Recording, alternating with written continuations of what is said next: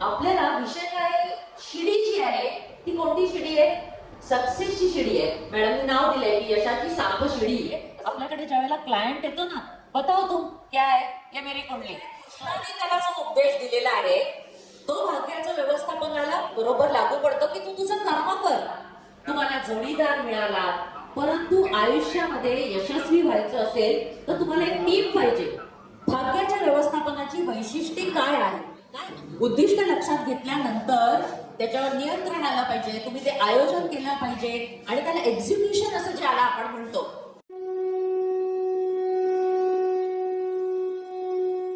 आपल्या सगळ्यांच्या लाडक्या वक्त्या नीलम मॅडम आता आपल्याला मार्गदर्शन करणार आहे. भाग्याचं व्यवस्थापन करता येतं का? इथून अभिजित प्रतिष्ठान या संस्थेचा प्रवास सुरू झाला आणि आज ते 100% यस भाग्याचं व्यवस्थापन करता येतं इथपर्यंत केलेली वाटचाल नीलम मॅडम आपल्याला साध्या सोप्या भाषेत सांगणार आहे आणि त्यांच्या या व्याख्यानाचा उपयोग करून आपल्याला आपल्या जातकांचं भाग्याचं व्यवस्थापन करायचं आहे. Neelam madam please. आज आपल्याला भाग्याचं व्यवस्थापन या माध्यमातून काही गोष्टी जाणून घ्यायच्या आहेत. एखादा विषय जो आहे ना तो काय की सुरुवात त्याची असते छानपैकी आणि तुम्ही सगळे अभ्यास व्हा आणि त्यानंतर त्याला वापरता आला पाहिजे. मुख्य म्हणजे ज्योतिषशास्त्र जे आहे ते आपण वापरतोय खूप छान पद्धतीने, तर त्याचा उपयोग झाला पाहिजे आणि ही जी सुरुवात असते ना ती कुठून तरी व्हायला लागते. आता आम्ही आपलं नावच दिलेलं आहे भाग्याचे व्यवस्थापन. आमची जी संस्था आहे ज्योतिषशास्त्राची, destiny management, institute of destiny management, तर आपल्याला भाग्याचं व्यवस्थापन कशाच्या माध्यमातून करायचंय? ज्योतिषशास्त्राच्या माध्यमातून करायचंय. आता बरेच जण असं म्हणतात की भाग्याचं व्यवस्थापन करता येतं का? बदलता येत नाही पण करता येतं ना. भाग्याचं व्यवस्थापन ही जी टर्मिनॉलॉजी आहे किंवा हा जो प्रकार आहे हा निसर्गामध्ये तुम्हाला दिसलाय का कधी? व्यवस्थापन आपोआप होतं असं वाटतं, असं की आपोआपच होतात काही गोष्टी. पानगळीचा ऋतू येतो, काय येतो पानगळीचा ऋतू? नवीन पालवी फुटते आणि त्यावेळेला त्या पानांमध्ये जे घटक आहेत, आपल्याला कसं आहे एक्सेटरी सिस्टीम आहे, बायोलॉजी आपल्याला माहिती आहे, परंतु पानांमध्ये ते नाहीये, वृक्षांमध्ये नाहीये. मग आपोआप काय होईल? तर पानगळीचा ऋतू आला की ते पडून जातं. आपल्याला ते नोटीस करतो आपण, पण आपल्याला लक्षात येत नाही की हे काय व्यवस्थापन. आता कोणी ॲनिमल प्लॅनेट किंवा डिस्कव्हरी बघत असेल तेव्हा एक नेहमी बघायला मिळतं की झेब्रा असतो ना, झेब्रा सगळी लहान लहान त्याची छोटी छोटी पिल्लं असतात, त्याच्याबरोबर तो धावत असताना जर सिंह जर अटॅक करायला आला तर तो काय करतो? आपल्या पिल्लांना ते मध्ये टाकतात आणि त्याच्या सभोवताली असं गोल करून उभे होतात. आता सिंहाला हे कळत नाही की यातलं नक्की पिल्लू कुठलं आहे आणि तो झेब्रा कुठला आहे. हे काय झालं? त्याच्यासाठी त्यांनी केलेलं व्यवस्थापन आहे. म्हणजे पक्षी स्थलांतर करतात, पानगळीचा ऋतू येतो, अनेक गोष्टी ज्या आहेत ना ते आपोआप घडत असतात आणि आपण त्याला काय म्हणतो? व्यवस्थापन. आता डेस्टिनी मॅनेजमेंट, मॅनेजमेंट हा शब्द कुठून आलाय? ना मॅनेजमेंट हा शब्द फ्रेंच मधून आलाय. मॅनेज, काय मॅनेज करायचंय? माणसांना मॅनेज करायचंय, हे शास्त्र आहे ते मॅनेजमेंट. त्याला आपण काय म्हणतोय मराठीत? आपण म्हणतोय की भाग्याचं व्यवस्थापन. आता भाग्याचं व्यवस्थापन करताना तुम्हाला काही अशी उदाहरणं दिसतील की भाग्याचं व्यवस्थापन आपण बघतो की हे बघा, मीराबाई चानू नाव ऐकलंय तुम्ही? काय केलं होतं तिने? Weight lifter. मीराबाई चानू, तिच्या बाबतीत काय घडलं? तिच्या आईने पाहिलं की ती जी मोळी घेते तिची भावंड होती खूप. ते काय म्हणजे तिकडची ती जी जमात आहे, कुठली तरी मताई जमात वगैरे अशी, तिच्या भावंडांमध्ये जास्तीत जास्त मोळी ती 14-15 वर्षाची मुलगी, 12 वर्षाची होती तेव्हा ती बाकीच्या भावंडांपेक्षा जास्त मोठी मोळी उचलू शकते. याचा अर्थ काय? तिच्या आईने हे लक्षात घेतलेलं आहे की हिच्यामध्ये काहीतरी स्पेसिफिक वेगळं टॅलेंट आहे, हिच्यामधला जोर कसा आहे हा वेगळा आहे. मग काय केलं तिला? ज्याला आपण म्हणतो भाग्याच्या व्यवस्थापनामधलं तुमचं व्यक्तिमत्व विकास आहे, तुम्हाला संकटकालीन व्यवस्थापन आहे किंवा ज्या प्रकारे जायचं इथे ऍप्टिट्यूड मॅनेजमेंट. मग तिला काय केलेलं आहे? तर तिला त्या पद्धतीने घडवलं गेलेलं आहे. म्हणजे काय केलं? तर आपण एखाद्या गोष्टीचं उद्दिष्ट समोर ठेवलं आणि त्या उद्दिष्टाला साध्य करायचा प्रयत्न केला. ही मीराबाई चानू. आता एक उदाहरण जे आहे, आपण 4 पद्धतीने बघत असतो की भाग्याचं व्यवस्थापन कसं काय करता येतं. एक तर ऍप्टिट्यूड मॅनेजमेंट, आपण त्याच्यासाठी अंकशास्त्राचा वापर करू शकतो, हस्तसामुद्रिकचा वापर करू शकतो. ज्योतिषशास्त्रामधले जे जे काही घटक आहेत, ज्या ज्या काही पद्धती आहेत त्यांचा वापर करून आपण मॅनेजमेंट करू शकतो. आता दुसरं एक उदाहरण देता येईल की संकटकालीन आपत्कालीन व्यवस्थापन काय आहे. ज्या वेळेला कोरोनामुळे लॉकडाऊन झाला तेव्हा बऱ्याच जणांच्या नोकऱ्या गेल्या होत्या. त्यावेळेला युके मधली एक व्यक्ती, एक अशी मुलगी, तिचं नाव आहे लॉरेन जम्प असं नाव तिला पडलंय. तर ती लॉरेन नावाची जी मुलगी होती तिला स्किपिंगची सवय होती. स्किपिंग. आता काय करायचं, ती काहीतरी सेल्स मॅनेजर म्हणून काम करायची आणि तिने काय केलं, स्किपिंग रोपवर उड्या मारायला सुरुवात केली. आणि ह्याचे इंस्टाग्राम स्टार म्हणतात ना, इंस्टाग्राम स्टार आहे, युट्यूबर आहे, अशा पद्धतीने तिने फक्त मध्ये लाईक्स मिळतात किंवा ते पुढे सगळं जे काय होतं. परंतु तिने त्याच्यामध्ये सुद्धा नंतर ती नोकरीवरनं तिला काढून टाकलेलं आहे. पण नोकरीवरनं काढून टाकलं हा आपत्काल आहे. पण त्या आपत्कालाचा उपयोग करून घेतला का, तर त्या आपत्कालाचा उपयोग स्वतःच्या क्षमता ज्या आहेत त्या जाणून त्या माध्यमातून प्रयत्न केला आणि ती लॉरेन जम्प म्हणून प्रसिद्ध झालेली आहे. म्हणजे आपण अशी बरीचशी उदाहरणं बघू शकतो की ज्याच्यामध्ये तुम्हाला एक काहीतरी तुमच्यामध्ये असलेला गुण जो आहे त्या गुणाला तुम्हाला हेरायचंय, त्या गुणाच्या माध्यमातून तुम्ही पुढे जायचंय. आता बघा, बोलक्या बाहुल्या, कोणाला माहिती आहेत का बोलक्या बाहुल्या? बहुतेक मराठी जे आहेत सगळ्यांना माहिती आहे. हावभाव असतात बोलक्या बाहुल्या आणि आपण जरा व्यवस्थित लक्ष दिलं ना ते ऍक्च्युली आपल्याला कळतं नाही की ते स्वतः बोलतायत. रामदास पात्रे जे बोलत असतात ना, तर कोण आहे त्यांचा मेन बाहुला आहे? आवळाबाई. आणि तो एक ससा पण होता, अर्धवटराव असं काहीतरी नाव होतं त्याचं. तर आता इथे काय होतंय, माध्यम बदलतायत पण आपण लोकांपर्यंत पोहोचतोय. आपल्याला विषय काय आहे की शिडी जी आहे ती कोणती शिडी आहे? सक्सेसची शिडी आहे. मॅडमनी नाव दिलंय की यशाची साप शिडी असं नाव दिलेलं आहे. आणि ज्योतिषाच्या माध्यमातून आपल्याला ते बघायचंय. बघा, करोनामध्ये आणखीन एक व्यक्ती अशी फेमस झाली आणि ती म्हणजे सोनू सूद. नाव ऐकलंय सोनू सूद? सोनू सूदनी काय केलं, लोकांसाठी गाड्या अरेंज केल्या, गरिबांसाठी काहीतरी कार्य केलं त्यांनी. त्यामुळे काय झालं, त्यांचं नाव झालेलं आहे. म्हणजे आपण बघतो की समाजात जेव्हा आपण वावरतो ना, व्यक्ती कशी आहे, एकट्याला राहायला आवडतं का व्यक्तीला? व्यक्तीला नेहमी कुठेतरी समाजामध्ये राहायला आवडतं. व्यक्तीला कुठेतरी जोडीदार हवा असतो, व्यक्तीला संघ हवा असतो. आणि मुख्य म्हणजे माणसाला सगळ्यात जास्त महत्वाचं काय दिलेलं आहे, तर त्याची बोलण्याची शक्ती. तो व्यक्त होऊ शकतो ना. मुके प्राणी बघा, कधीतरी युट्यूबवर वगैरे आपण बघतो, गुगलवर बघतो की एखादा कामगाराला काहीतरी अपघात झालाय त्याच्या पिल्लाला, तरी सुद्धा तो रस्त्यावर येतो, कुठेतरी गाडी थांबवायचा प्रयत्न करतो. एखादी माणसं आहे ती अशी रस्त्यावर येते, कुत्रा रस्त्यावर येतो, तिथे काय ते व्यक्त व्हायचा प्रयत्न करतात. आणि त्याच्यामध्ये मनुष्य प्राणी कसा श्रेष्ठ आहे, त्या मनुष्य प्राण्याला बोलता येतं आणि मनुष्य प्राण्याला बोलता येतं, व्यक्त होता येतं आणि त्या माध्यमातून तो यशाच्या शिड्या चढत जातो. मग आपल्याला काय बघायचं आता, ज्योतिषशास्त्राच्या माध्यमातून आपण ज्या वेळेला शिडीचा विचार करतो त्यावेळेला आपण भाग्याचं व्यवस्थापन म्हणजे व्यक्तिमत्व विकास. तर अशा वेळेला काय झालेलं आहे, कृष्णाने त्याला जो उपदेश दिलेला आहे तो भाग्याच्या व्यवस्थापनाला बरोबर लागू पडतो की तू तुझं कर्म कर आणि त्या कर्मातनं तू मार्ग काढ. आणि पुढची गीता आहे, तर तुम्ही सगळ्यात आधी काय करणार आहात, एखाद्या गोष्टीचं नियोजन करायचं आहे.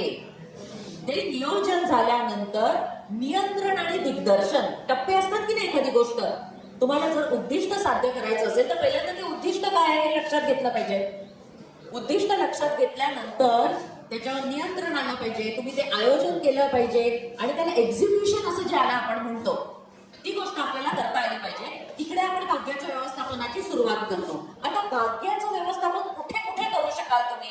बघा, क्षेत्र कोणती आहेत? शैक्षणिक क्षेत्र आहे, क्रीडा क्षेत्र आहे, वाहतूक आहे, करमणूक, बँकिंग, राजकारण, उद्योग, सगळ्या ठिकाणी. फायनान्शियल याच्यामध्ये कसं म्हणतात, अरे इतना सारा तुम लेके आओ, ये पॅकेज चाहिए, हा इतना ये मुझे चाहिए. मोठा बॉस असेल तो त्याच्या हाताखालच्या लोकांना सांगणार आहे ना, इथपर्यंत आम्हाला अचीव करायचंय, उद्दिष्ट काय आहे. म्हणजे प्रत्येक ठिकाणी उद्दिष्ट आहे. मग तुम्हाला जर भाग्याचं व्यवस्थापन पण करायचं असेल तर तुम्हाला एखादं उद्दिष्ट डोळ्यासमोर ठेवून काय करायचंय ते आपल्याला बघायला पाहिजे. बघा, जेव्हा तुम्ही डॉक्टरकडे जाता त्यावेळेला काय होतं, डॉक्टरकडे जाऊन असं सांगतात का चला चेक करा, सांगा बघू मला काय होतंय. असं नाहीये. म्हणजे ज्योतिषाने पण हे लक्षात ठेवलं पाहिजे. आपल्याकडे ज्या वेळेला क्लायंट येतो ना, बताओ तुम क्या है, ये मेरी कुंडली, तो ऐसा नहीं चलेगा. बताओ तुम क्या है. तुम्हाला काय होतंय, की तुम्हाला काय हवंय ते सांगा ना. तुम्हाला नोकरी करायची आहे, लग्न करायचं आहे, घर घ्यायचं आहे, काहीतरी तर तुमचं उद्दिष्ट असेल ना, ते सांगायचं. जनरल मध्ये असं जाणं हे योग्य नाही. आपण सुद्धा शेवटी डॉक्टरच आहोत ना कोणत्या तरी बाबतीमध्ये. तर आपल्याला भाग्याचं व्यवस्थापन करताना उद्दिष्ट लक्षात ठेवलं पाहिजे आणि हे उद्दिष्ट साध्य करताना अनेक जी क्षेत्र आहेत त्या क्षेत्रांमधून तुम्हाला ते उद्दिष्ट साध्य करता येतं.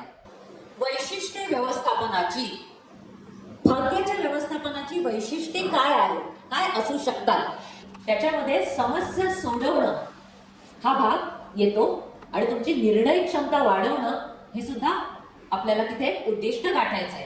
हे शास्त्र आणि सिद्धांत आहे, तर्क आहे तिथे केलेले. मग आता तुम्ही शास्त्र म्हणजे इथे तुम्ही ज्योतिषशास्त्र वापरणार आहात, भाग्याचं व्यवस्थापन करायचंय ना. असं कधीतरी म्हणतात, अरे तू 9 नंबर आहेस का, अंकशास्त्रवाला म्हणेल तू 9 नंबर आहेस का, अच्छा अच्छा म्हणून तू असा वागतोयस.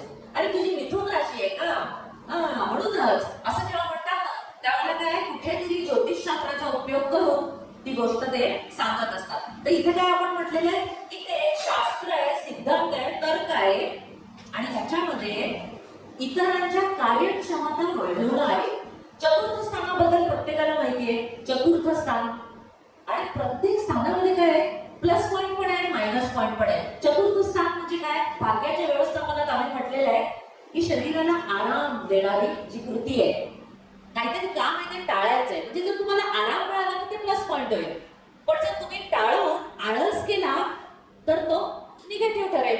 आम्ही जेव्हा सूक्ष्म तर्क वापरतो कृष्णमूर्ती पद्धतीमध्ये तेव्हा काय म्हणतो, लग्नाचा उपनक्षत्र स्वामी जर चतुर्थाचा कार्यश असेल तर जातक भांडण, वादविवाद, संघर्ष यापासून दूर राहतो.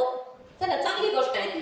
परंतु जर तो आळशी झाला तर ते काय होणार आहे, निगेटिव्ह होणार आहे. म्हणजे तुम्हाला काय करायचंय, तुम्हाला कार्यक्षमता वाढवायची आहे. ज्या गोष्टी निगेटिव्ह आहेत त्याच्यामधून बाहेर काढायचंय, तिथे तुम्हाला व्यवस्थापन करायचंय. आणि व्यवस्थापन ही एक सातत्यपूर्ण क्रिया आहे. एक दिवस औषध घेतलं डॉक्टरचं आणि संपला तुमचा आजार, असं होईल का, असं होणार नाही. म्हणजेच तुम्ही काय करणार आहात की तुम्हाला सातत्याने त्याचा पाठपुरावा केला पाहिजे. काही वेळेला ना इलाज द्या असं सांगतात ज्योतिषाला, हमको कुछ उपाय बताओ ना, क्या करेंगे हम, रेमेडी दो ना. रेमेडीवर पटकन जातात लोक. काय आपण काय जादूगार आहोत काय, पटकन कोणाला काहीतरी सांगून टाकलं आणि त्याला लगेच काहीतरी हे होऊन गेली, इलाज झाला. आपण काय करतो, एखादा आळशी माणूस आहे त्याला आम्ही काय सांगणार, अरे तुम्हारा दुकान है ना, तुम क्या करते हो, कितने बजे उठते हो, 9 बजे उठता हो. 9 बजे नहीं, 2 बजे नहीं उठना, सुबह 6 बजे उठना और 7 बजे जाके दुकान में दिया जलाओ. इकडे दिवा लाव, नाही तर तुपाचा लाव, तेलाचा लाव, नाही तर तू काही कर तिकडे, त्याच्याशी संबंध नाहीये. तुला बिछाण्यात लवकर उठवणं हे आमचं काम आहे. पण त्याच्यामध्ये आपण गुलाम कसा दिलाय, अध्यात्म म्हटलं ना लोकांना की वा छान वाटतं. पिंपळाला सह फेऱ्या मार ना, तू पिंपळाला मार नाही तर वडाला मार, आम्हाला काय करायचंय. पण ते काय आहे की तू बिछाण्यात न उठावी, लवकर उठ. हा जो प्रकार आहे ना तो ज्योतिषाने लक्षात ठेवला पाहिजे की भाग्याचं व्यवस्थापन करताना सुद्धा तुम्हाला ती कडू गोळी जी असेल ना ती कुठल्या तरी एखाद्या मुलामध्ये घालून दिली तर ती त्याला पडते. आणि आपल्याकडे जी येणारी माणसं आहेत ती सगळ्याच स्तरातली असतात. आपल्याकडे काही सगळीच जण फार हाय क्लासची माणसं विचारायला तर असं नाहीये. आमच्याकडे एक क्लायंट एक असे ज्योतिषी आहे, ते म्हणतात काय ते म्हणजे ठीक आहे नॉर्मल बॅकग्राऊंड मधून आलेले, मॅडम मी एकही पैसा घेत नाही कोणाकडनं, पण मी काय करतो तर त्यांचं एक कड्याचं दुकान आहे, मैं 2 या 3 नग पहले देता उनको. झालं. म्हणजे काय झालं, हे त्यांनी त्याचं व्यवस्थापन करून टाकलं. समोरच्याकडनं पैसे घेतलेले त्याला समाधान आणि काहीतरी हे केलं. असं आपल्याला करायचं नाही. आज आपली जी पातळी आहे भाग्याचं व्यवस्थापन आपण म्हणतो, वी आर डेस्टिनी मॅनेजर्स. तर आपल्याला एक कदम आगे एवढं पुढे राहता आलं पाहिजे आणि त्याच्यामध्ये आपला जो स्टँडर्ड आहे तो नेहमी मेंटेन करायचा. आपण कुठे अंगारे दुपारे अंक तंक हे सगळं काही करत नाही आहोत. मग आपण काय करणार, इतरांच्या क्षमता वाढवणे. इतरांच्या क्षमता वाढवताना मग तुम्ही फिजिकल एक्सरसाइज देऊ शकता. असं बघा कृष्णमूर्ती पद्धतीचा वारंवार मी उल्लेख करते कारण माझ्याकडे दिग्गज कृष्णमूर्ती पद्धतीचे बसलेले आहेत, माझे गुरु आहेत, गुरुवर्य सुधीर पुरोहित सर आहेत. कृष्णमूर्ती पद्धतीचे सुंदर सुंदर नियम अगदी सांगितलेले असतात. लग्नाचा उपनक्षत्र स्वामी जर वीक असेल, झाड वाऱ्याशी संबंधित असेल तर तुम्हाला काय केलं पाहिजे, तुम्हाला तुमचं शरीर स्वास्थ्य सुधारण्यासाठी औषध पाणी केलं पाहिजे, तुम्हाला योगाभ्यास केला पाहिजे, तुम्हाला तुमचं राहणीमान बदललं पाहिजे. या सगळ्या गोष्टी काय हे पण भाग्याचं व्यवस्थापनच आहे. तर एखाद्याला आपण सांगणार नाही तुझं काही होऊ शकणार नाही, तुझं 6-12 लागलेलं आहे तू असाच मर, असं आपण तिथे आपल्याला काहीतरी करून द्यावं लागतं. आणि ह्याच्यासाठी आपण म्हणतो की भाग्याचे व्यवस्थापन हे नित्य नवे बदल आणि सातत्यपूर्ण ही प्रक्रिया आहे. त्यानंतर काय, शुभ परिणाम करून झाल्यानंतर दिसतात ते अदृश्य आहे. आज जर तुम्ही एखाद्याला सांगितलं, अच्छा हे काय पाण्याचा अंश कमी वाटते, आपण ते मेडिकल एस्ट्रॉलॉजीवर लगेच जात नाही. बघा काय होतं ना, खूप मोठे जर प्रॉब्लेम असतील ना तर आपण पटकन आपल्याला घ्यायचे नाही. मला एक कोणीतरी फोन करून सांगितलेलं की हा प्रश्न असा असा आहे, एक्टोपिक प्रेग्नन्सी. अरे आता किती गहन विषय आहे हा एक्टोपिक प्रेग्नन्सी. कोणी ज्योतिषाच्या आवाक्यातला आहे का तो? म्हणजे ट्यूब मध्ये प्रेग्नन्सी राहते तेव्हा तुम्ही रुलिंग काढा, तुम्ही अमुक करा. आपल्या हातात ते नाही. तिकडे काय करायला पाहिजे, डॉक्टरच पाहिजे तिकडे. म्हणजे आपण काय आहोत, सगळ्या गोष्टीचे डॉक्टर नाही आहोत. तिकडे तुम्ही सांगा ही गोष्ट अशी अशी आहे, आपल्या हातात नाहीये. पण मग याचा अर्थ काय आहे की आपण अदृश्य स्वरूपात सुद्धा हे कार्य करतो. म्हणजे ज्या वेळेला आपण एखाद्याला सल्ला देतो तो सल्ला त्याला लागू पडतो. त्यांनी जर ते फॉलो केलं तर ते त्याला त्याचे शुभ परिणाम दिसून येतात. आणि हे सर्वांगीण ज्ञान आहे, हे विसरायचं नाही. म्हणजे भाग्याचं व्यवस्थापन करताना तुम्हाला तो जातक कोण आहे ओळखा आपल्या जातकाला. तिकडे तुम्ही काय करणार, त्याची राशी कोणती, ग्रह कोणते, तुम्हाला कोणत्या माध्यमातून त्याला रिडिंग देता येईल हे सगळं बघावं लागतं. बघा कर्क लग्न किंवा कर्क राशीचे जे जातक आहेत ना, आतापर्यंतचा अनुभव आहे इतक्या वर्षाचा, त्यांना डेअरिंग थोडं कमी असतं. डेअरिंग थोडं कमी म्हणजे काय, त्यांना ऐकायची तयारी नसते, घाबरतात ते पटकन. अशा वेळेला माझ्याकडे येणारे कपल्स असतील, त्यातला जर नवऱ्याची कर्क राशी असेल तरी त्यांनी सांगितलेलं आहे, मॅडम मी यांना खाली जाऊन थांबतो, मला ना ऐकायला भीती वाटते काय आहे ते. असं होतं. आणि काही काही ज्योतिषी ते डायरेक्ट सांगून टाकतात की असं होईल तसं होईल. तर तुम्हाला हँडल विथ केअर ते पण लक्षात ठेवावं लागतं. चंद्र केतू कॉम्बिनेशन आहे कोणाचं चंद्र राहू कॉम्बिनेशन आहे. जर तुम्ही त्याला एखादी गोष्ट अशी सांगितली, अरे तुला फास होत नाही, या अमावास्येला काही दिसले ना का, तर नेक्स्ट अमावास्येला त्याला दिसणारच. त्याचं कारण काय, तुम्ही त्याच्या माइंडचं कंट्रोल घेताय. असं आपल्याला करायचं नाहीये. भाग्याचं व्यवस्थापन करताना आपण त्या जातकाला ओळखायचं आधी की आपला जातक कसा आहे. आणि ह्या सगळ्या गोष्टींना आपण मॅच मेकिंग मध्ये वगैरे सुद्धा उपयोगात आणतो. आता आम्ही आर्ट ऑफ मॅच मेकिंग असा एक कोर्स केला होता, त्याच्यात सुद्धा आम्ही बघितलं की तुमच्या सप्तमातले ग्रह काय सांगतात, अष्टमातले ग्रह काय सांगतात. प्रत्येक गोष्ट तुमच्याशी बोलते आणि तुम्हाला ज्योतिषाच्या माध्यमातून एक करायचे. आता पुढे स्वक्षमतांचा उत्तम उपयोग करणे. तुम्ही व्यवस्थापन करताना काय करायचंय, स्वक्षमता, स्वतःला तुम्ही ओळखा. जर तुम्ही फिजिकल फिट नाही आहात तर तुम्हाला फिजिकल फिटनेस हे तुमच्यासाठी सगळ्यात महत्वाचं आहे. ते झाल्यानंतर तुम्ही पुढे काय करा. म्हणजे काय, आपण म्हणतो ना, मेष लग्नाची व्यक्ती आणि कर्क लग्नाची व्यक्ती किंवा मीन लग्नाची व्यक्ती याच्यामध्ये फरक आहे की नाही. जर एखाद्याच्या घरामध्ये आम्ही फॅमिली प्लॅनेट हा कन्सेप्ट सुद्धा देतो भाग्याच्या व्यवस्थापनामध्ये. मेषचा मुलगा आहे, चंद्र राशी समजा त्याची मेष आहे किंवा त्याचं लग्न मेष आहे आणि दुसरा मीन वाला आहे, अगदी त्याच्यात 1-2 वर्षाचं अंतर आहे दोन भावंडांमध्ये. अशा वेळेला तुम्ही काय कराल, जबाबदारीची कामं किंवा फार धावपळ वगैरे मीनवाल्याला सांगाल का, नाही सांगणार. बरं एखादी खबर अशी आहे द्यायची आहे, जरा आईला सांगतोस का आज अमक्या नातेवाईकाचं असं असं झालेलं आहे, ते मेषला सांगणार की मीनला सांगणार, मेषला सांगणार. आपण ते बघतो की नाही, हेच व्यवस्थापन आहे. आपल्याला जातकाला ओळखून त्याच्याशी कसं वागायचंय हे आपल्याला समजलं पाहिजे. मग तिथे आम्ही कन्सेप्ट घेतो की फॅमिली प्लॅनेट, की कोण कसा आहे काय आहे. तर आपण काय करतो इथे, स्वक्षमतांचा विकास करून त्याचा उत्तम उपयोग करायचा आहे. नंतर काय करायचंय, कौशल्य वाढवायचंय. स्वतःचं कौशल्य वाढवा. आता तुम्ही ज्योतिषशास्त्राचा अभ्यास करता, मी नेहमी सांगत असते की ज्योतिषशास्त्राचा अभ्यास करताना नेहमी पुढचं पाठ आणि मागचं सपाट कधीच नाही करायचं. तुम्ही पुन्हा पुन्हा वाचलं पाहिजे. राशीत ग्रह, भावात ग्रह, भावेशत्व, दृष्टी, तुम्हाला नंतर एखाद्या योगाबद्दल सगळ्या गोष्टी तुम्हाला माहिती असायला हव्यात. आम्ही एकदा लेक्चर्स घेत होतो अभिजित प्रतिष्ठानमध्ये, तर आमचं असं मिक्स असतं medium, Marathi medium, English medium. तर एका मुलीने बऱ्याच दिवसांनी विचारलं, हे रवी क्या होत आहे, हिंदीमध्ये सूर्य म्हटलं जातं, तर रवी रवी म्हणत होतं, तर रवी क्या होत आहे. म्हणजे काय एक होतं की तुम्ही ज्या वेळेला प्रगल्भता जर आपल्याला यायची असेल ना, तर तुम्ही मागचं सपाट असं कधीच करायचं नाही. म्हणून बऱ्याचशा पुस्तकांमध्ये पण लिहिलेले आहे 12-12चा 144, 12 भाव आणि त्याच्यातनं मिळणारे 12 गोष्टी लक्षात घेतल्या तरी 144 सूत्र तुम्हाला पाठ पाहिजे. मग आपल्याला काय, लग्नेश म्हणून जेव्हा शुक्र येईल आणि लग्नेश म्हणून जेव्हा मंगळ येईल, त्या दोघांची टेंडन्सी सारखी असेल का. लग्नेश अष्टमात, याचा लग्नेश षष्टात, तो सुद्धा फरक असेल. मग प्रत्येकाच्या व्यवस्थापनामध्ये तुम्हाला फरक मिळणार आहे. म्हणजे तुम्ही काय करणार आहात, तर या गोष्टीसाठी लक्ष द्यायचंय की विकास करायचा आहे, कौशल्य वाढवायचं आणि मुख्य म्हणजे ना प्रोत्साहन आहे ते सेल्फ मोटिवेशन ज्याला म्हणतो आपण. सेल्फ मोटिवेशन, आपलं प्रोत्साहन स्वतःने द्यायचंय आणि आपण टिकवून ठेवायचं आहे आपला ग्रुप.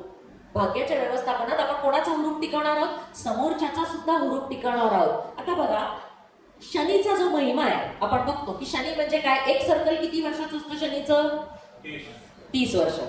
याचाच अर्थ काय, शनिप्रधान व्यक्ती ज्या आहेत त्या शनिप्रधान व्यक्तींच्या जीवनामध्ये पहिले 30 वर्षांमध्ये कदाचित मोठ्या घडामोडी होत नाही.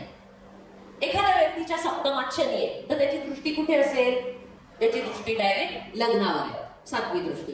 आता त्याला 30 पर्यंत विवाह जर जमला नाही तर पहिलं सर्कल त्याचं कंप्लीट झाल्यानंतर 30 नंतर जमणार आहे.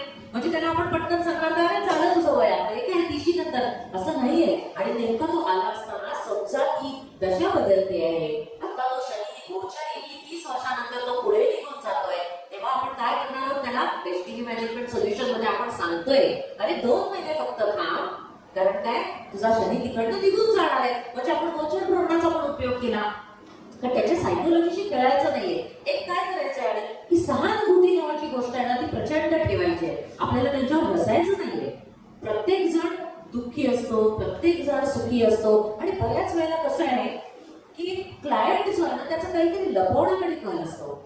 आता लपवण्याकडे जरी कल असला तरी समजा एखाद्याला विवाह सदृश गोष्टींमध्ये काही प्रॉब्लेम असेल तर तुम्ही ओळखता किती पटकन ऍज अ ज्योतिषी. ज्या स्त्रीच्या पत्रिकेमध्ये अष्टम स्थानामध्ये ग्रहांची भाऊगर्दी आणि सगळे शनी मंगळ राहू सारखे ग्रह बसलेले असतील तिला सासर कसं बरं मिळेल, तुम्हाला लक्षात येईल. कारण आपला जो आहे समोरचा माणूस पार्टनर त्याचं कुटुंब असतात, कदाचित ती व्यक्ती चांगली असेल, तिला नवरा म्हणून एखादी व्यक्ती चांगली मिळालेली असेल, परंतु तिला टॉर्चर कुठे आहे हे आपल्याला दिसतं की नाही. आपण ज्योतिषी आहोत, आपल्याला ओळखता आलं पाहिजे ते. म्हणजे जर ती आपल्याला सांगत नसेल तर आपल्याला त्या माध्यमांना ते व्यवस्थापन करायला लागेल, तिच्याशी ते बोलावं लागेल. माझ्याकडे एक अशी व्यक्ती आली होती, सप्तमामध्ये मंगळ राहू, त्याला काय म्हणतो आपण त्या योगाला, हिटलर योग. आम्ही हिटलर योग म्हणतो.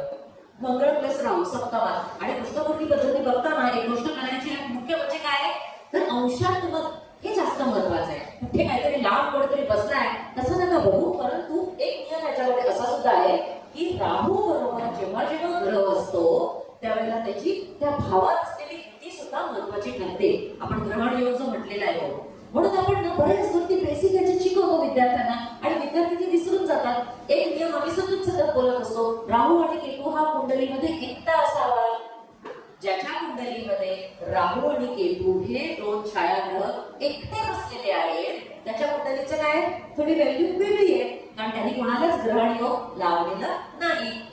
नंतर कोणत्या भावात एकतरी ग्रह असावा सांगा, कोणत्या भावात एकतरी ग्रह असावा, डेस्टिनी मॅनेजमेंट 11व्या भावात एकतरी ग्रह असावा. कोणत्या भावात एकतरी ग्रह असू नये,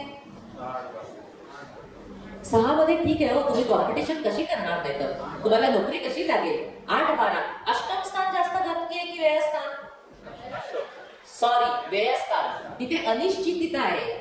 अष्टम स्थानातले धोके तुम्हाला ओळखता येतात. एक माणूस तुमच्यावर वार करायला येतोय, तो कुठून येतोय, समोरून येतोय, तुम्हाला दिसतो की नाही. तुम्ही बाजूला होऊ शकता, त्याच्यावर प्रतिवार करू शकता. हेल्थ हाऊस मध्ये काय अननोन आहे, तुम्हाला ते माहित नाहीये म्हणून तिथे अनपेक्षित आहे.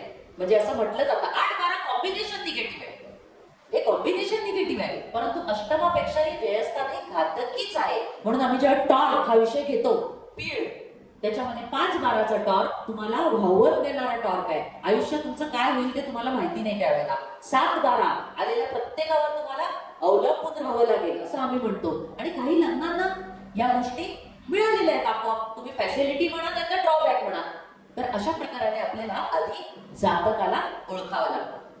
पुढाकार घ्यायला शिकवणं, जबाबदारी घ्यायची ना शेवटी. आता तुमच्याकडे कितीतरी विद्यार्थी आहेत, आता मी हे बघते मोरेश्वर मराठे हुशार विद्यार्थी ते रांगणे बसलेत मागे, सगळेजण कसे एक एक जण जबाबदाऱ्या घेतात. किती जणांनी आपोआप स्वतः जबाबदाऱ्या घेतल्या, श्वेताने घेतली, दीपश्रीने घेतली. म्हणजे भाग्याच्या व्यवस्थापनामध्ये तुम्हाला जबाबदाऱ्या घेणं ही गोष्ट सुद्धा साध्य झाली पाहिजे. मग ती प्रत्येकाला तशीच जबाबदारी असेल का, कोणी लेखन करेल, कोणी काहीतरी नोट्स काढेल, कोणी तुम्हाला कोणाला माईक जास्त बोलायला आवडत असेल तर त्या पद्धतीने जाईल.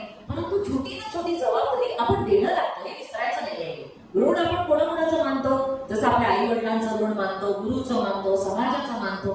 जिथून आपल्याला काहीतरी मिळालेलं आहे किंवा आपण जिथे आपण निर्माण झालेलो आहोत तिथे आपलं काहीतरी दायित्व आहे की आपण ते लावायचं आहे. जसं आता आपण झेंडे लावले होते की नाही सगळ्यांनी, सगळ्यांना आपल्याला प्रभू रामचंद्राच्या याच्यासाठी आपण काम केलं, तेव्हा काय झालं, ती कलेक्टिव्ह डेस्टिनी आपली ऑपरेट झाली. अभिजित प्रतिष्ठानमध्ये आपण नेहमी म्हणतो की collective destiny is stronger than individual destiny. तुम्ही काय करा, मॉब होता का बघ, एक असा मॉब म्हणजे कसा तो प्लुटोज आहे ना, हेडलेस क्रिएचर. एखादी दगड मारला की सगळे जण दगड मारायला सुरुवात करतात. तो काय, तो दंगलखोर आहे. आपण काय म्हणायचंय, आपण अशा गोष्टीसाठी एकत्र यायचंय की ज्या गोष्टींमधनं आपला काहीतरी फायदा होणार आहे. आणि तिथे आपण हात लावले की साठी हात पडावण्यासारखं. मग त्यावेळेला काय होतं, एक काहीतरी नवीन निर्माण होतं. जसं आपण म्हणतो की प्रभू रामचंद्राच्या वेळेला छोट्या छोट्या त्या खारीने सुद्धा आपला वाटा घेतलाय. आणि म्हणून आपण म्हणतो की खारीचा वाटा, त्या मांजराचा वाटा, या सगळ्या गोष्टी ज्या आहेत ना, आणि आपल्या गीतेमधून रामायणातनं भरपूर गोष्टी आपल्याला त्या माहिती आहेत, आपल्यापर्यंत पोहोचतात, परंतु आपण तो स्किप करतो गोष्टी, आपल्याला लक्षात येत नाही ते. तर भाग्याचं व्यवस्थापन करताना तुम्ही काय केलं पाहिजे, भाग्याचं व्यवस्थापन करताना तुम्ही ज्योतिष शास्त्राच्या माध्यमातून जेव्हा जाल तेव्हा तुम्हाला पहिल्यांदा जातकाला ओळखलं पाहिजे.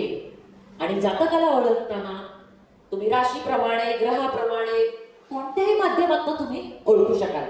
आता आपला जो विषय आहे यशस्वीतेची शिडी. आता यश कशाला म्हणायचं, यश याची व्याख्या आहे का यशाची? यशाची कोणती व्याख्या आहे? यशस्वी कोणाला म्हणाल तुम्ही? यशस्वी म्हणताना व्याख्या कशी आहे की ज्याने एखादं उद्दिष्ट डोळ्यासमोर ठेवलेलं आहे आणि ते उद्दिष्ट त्याला गाठता आलं तर त्या गोष्टीसाठी तो यशस्वी झाला असं आपण म्हणतो. मग आता लोकांची उद्दिष्ट वेगवेगळे असू शकतात. कोणाला गावी घर बांधायचंय, रिटायरमेंट नंतर मी गावी घर बांधणार असं एखाद्याने ठरवलं आणि त्यांनी जर ते साध्य केलं तर तो काय झाला, त्या बाबतीत तो यशस्वी झाला. कोणाला असं वाटेल की मला प्रचंड शिकायचंय, मोठं व्हायचंय, फार हे मोठं व्हायचंय. परवा आता बाबासाहेब आंबेडकरांसाठी एक मेसेज जो आला होता, त्यांच्या एवढ्या सगळ्या डिग्र्या दिल्या होत्या. किती टॅलेंटेड व्यक्ती, महामानव ज्यांना आपण म्हणतो, की किती ऑड सिच्युएशन मध्ये त्यांनी काम केलेलं आहे. रिअल याच्यामध्ये त्यांनी डेस्टिनी मॅनेज केली आहे. सगळ्या ऑड सिच्युएशन मधून त्यांनी अभ्यास केलाय किंवा काय, एवढ्या सगळ्या डिग्री घ्यायच्या आहेत. म्हणजे शैक्षणिक बाबत ही गोष्ट पण एखाद्याला काय आहे की यश प्राप्तीची शिडी त्या माध्यमातून तो निश्चय करणार आहे की मला असं करायचंय. कोणाला फक्त असं वाटेल की माझ्या मुला मुलींचं लग्न लावून दिलं नाही की संपली माझ्या जीवनाची इथे कर्तव्यता, मला काय करायचं नाहीये दुसरं. ती त्याच्यासाठी यशाची व्याख्या झाली. म्हणजे काय, यशस्वीतेची व्याख्या बघताना आपल्याला काय बघायला लागतं की आधी एखादं उद्दिष्ट डोळ्यासमोर पाहिजे. जे उद्दिष्ट तुम्ही डोळ्यासमोर ठेवता त्या प्रयत्न करायचे, त्या माध्यमातून प्रयत्न करायचे, त्या स्थितीतनं प्रयत्न करायचे. मग आणि तिथपर्यंत तुम्ही पोहोचलात की तुम्ही म्हणाल की मी यशस्वी झालो.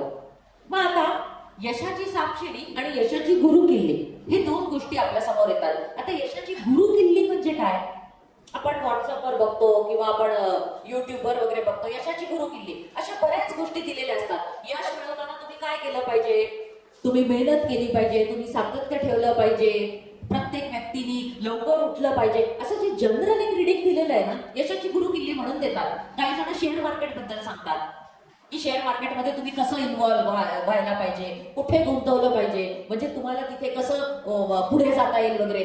तर ही काय झाली, यशाची गुरु किल्ली वगैरे देताना तो माणूस जनरल आहे अशा याच्याने बघितला जातो. आणि आपण यशाची सापशिडी म्हणून बघतोय तेव्हा आपल्याला काय बघायचंय, जनरल टू स्पेसिफिक. मग आता आपल्याला कसला उपयोग होणार आहे याच्यामध्ये, स्थूल तर्क वापरताना राशी, ग्रह आणि भाव. आपल्याला आज कृष्णमूर्ती पद्धतीबद्दल बोलायचं नाही. आपण काय बघणार आहोत, राशी, ग्रह आणि भाव याच्या माध्यमातून आपल्याला पुढे कसं जायचंय. राशी म्हणजे काय, राशी मुलीचं नाव असतं ना राशी. राशी म्हणजे काय, ढीग. मग हा ढीग कसला आहे, भाग्याच्या व्यवस्थापनामध्ये आम्ही या ढिगाला काय म्हणतो, प्रेरणा, आकांक्षा, संस्कार, भावना, इच्छा, पृथ्वी तलावरच्या ज्या ज्या गोष्टी आहेत त्याच्याबरोबर या सगळ्या गोष्टी सुद्धा तुमच्या राशीमध्येच येतात. राशी एक संकल्पना आहे. बघा, एखादा भाव जो असतो ना त्या भावामध्ये एखादा ग्रह नसू शकेल, परंतु राशी नाही अशी गोष्ट होते का, राशी असतेच. आणि कालपुरुष कुंडली जी आहे ती कालपुरुष कुंडली कोणती आहे, मेष लग्नापासूनची जी कालपुरुष कुंडली आहे त्या मार्गाने तुम्ही सगळे नियम बनवलेले आहेत. एखाद्या भावामध्ये ग्रह नसू शकतो, परंतु राशीही असायलाच पाहिजे. मग जर ग्रह नसेल तर त्या भावाचं फळ कोण देतं? भावेश देतो. त्या भावाचं फळ आम्ही म्हणणार ना की तो भावेश देणार आहे. भावात जर ग्रह नसेल तर म्हणजे काय असतंय की भाव जे आहेत ते फिक्स आहेत. भाव एखादी गोष्ट तुम्हाला जी सांगतात ती फिक्स असते. चतुर्थांना आई बघायची म्हणजे आई चतुर्थातच बघणार. त्या चतुर्थामध्ये जी राशी येईल त्या माध्यमातून तुम्ही आईचं वर्णन करायला सुरुवात कराल. चतुर्थात सिंह राशी आहे, माझी आई कशी आहे? माझी आई सिंह राशी सारखी आहे बरं का. मग त्यानंतर तुम्ही म्हणाल की तो चतुर्थेश कुठे बसलाय किंवा तिथे कोण आलेला आहे. म्हणजे काय, भाव फिक्स आहेत. ग्रह जे आहेत ते राशीच्या माध्यमातून बोलतात आणि भाव आपल्याला सांगतात की मी काय बोलायचंय, कशाच्या बद्दल मी माहिती द्यायची आहे ते कोण सांगणार आहे? भाव सांगणार आहे. पण त्याला बॅकग्राऊंड कोणाचं लागतं? एखाद्या राशीचं लागतं. ती जलतत्वाची आहे की ती वायू तत्वाची आहे हे आपल्याला बघावं लागतं की नाही. आणि ज्योतिषाचा अभ्यास करताना विद्यार्थी काय करतात, चूक आहे राशी म्हणजे काय एकदम सोपं आहे, चला वाचून टाकलं एकदा संपलं, ह्याच्यात हे व्यवसाय आले त्याच्यात तो रोग झाला संपला, असं नाहीये. तुम्हाला काय करायचंय, 1/2 आधी लक्षात घ्यायचंय. स्त्री राशी पुरुष राशी एका ह्याच्यावरनं सुद्धा तुम्ही रीडिंग देऊ शकता. कधी कधी असं ऐकलंय ना, कुठल्या तरी ऑफिसमध्ये तुम्ही गेलेला आहात आणि एखादी स्त्री बोलते तुमच्याशी, बँकेचं काउंटर आहे किंवा काय, तिचा आवाज एवढा भसाड आहे किंवा काय, अरे आपल्याला लक्षात येत नाही ही स्त्री आहे की पुरुष आहे, आवाज का असा आहे. ज्या ज्या वेळेला पुरुष ग्रह स्त्री राशीत असतात उलट पुलट होऊ शकतं की नाही. फेमिनाईन कॅरेक्टर्स ज्याला आपण अनुवंशिकता किंवा तुम्ही जेनेटिकली डिफेक्ट असं सुद्धा म्हणू शकता. काही जणांना अशी सवय असते, जलतत्वाच्या राशीत जास्तीत जास्त ग्रह असतील तर माणूस इमोशनल असू शकेल. एखाद्या स्त्रीच्या कुंडलीत जास्तीत जास्त पुरुष ग्रहांचं प्राबल्य असेल तर ती पुरुषी तिचं व्यक्तिमत्व असू शकेल. ओळखा आपल्या जातकाला, ही गोष्ट आपल्याला लक्षात आली पाहिजे. तर राशी ही जी संकल्पना आहे तिला विसरायचं नाही. 1/2 स्त्री राशी पुरुष राशी, नंतर 1/3 काय होणार आहे, तत्व. तत्व 1/4 होईल. स्वभाव चर स्थिर द्विस्वभाव. प्रश्न कुंडली लावता की नाही तुम्ही? प्रश्न कुंडलीमध्ये जातक काय एक्सेप्ट झालाय का, लग्न काय आहे, चंद्र काय आहे, चरचंद्र आहे का, चर लग्न आहे का, जातकाला पटापट घ्यायची का ऍक्शन. मगाशी मॅडमनी, पागे मॅडमनी सुद्धा सांगितलं की आपण कसं ओळखतो. जातकाला ओळखताना तिथे टॅरो कार्ड का वापरते करतात.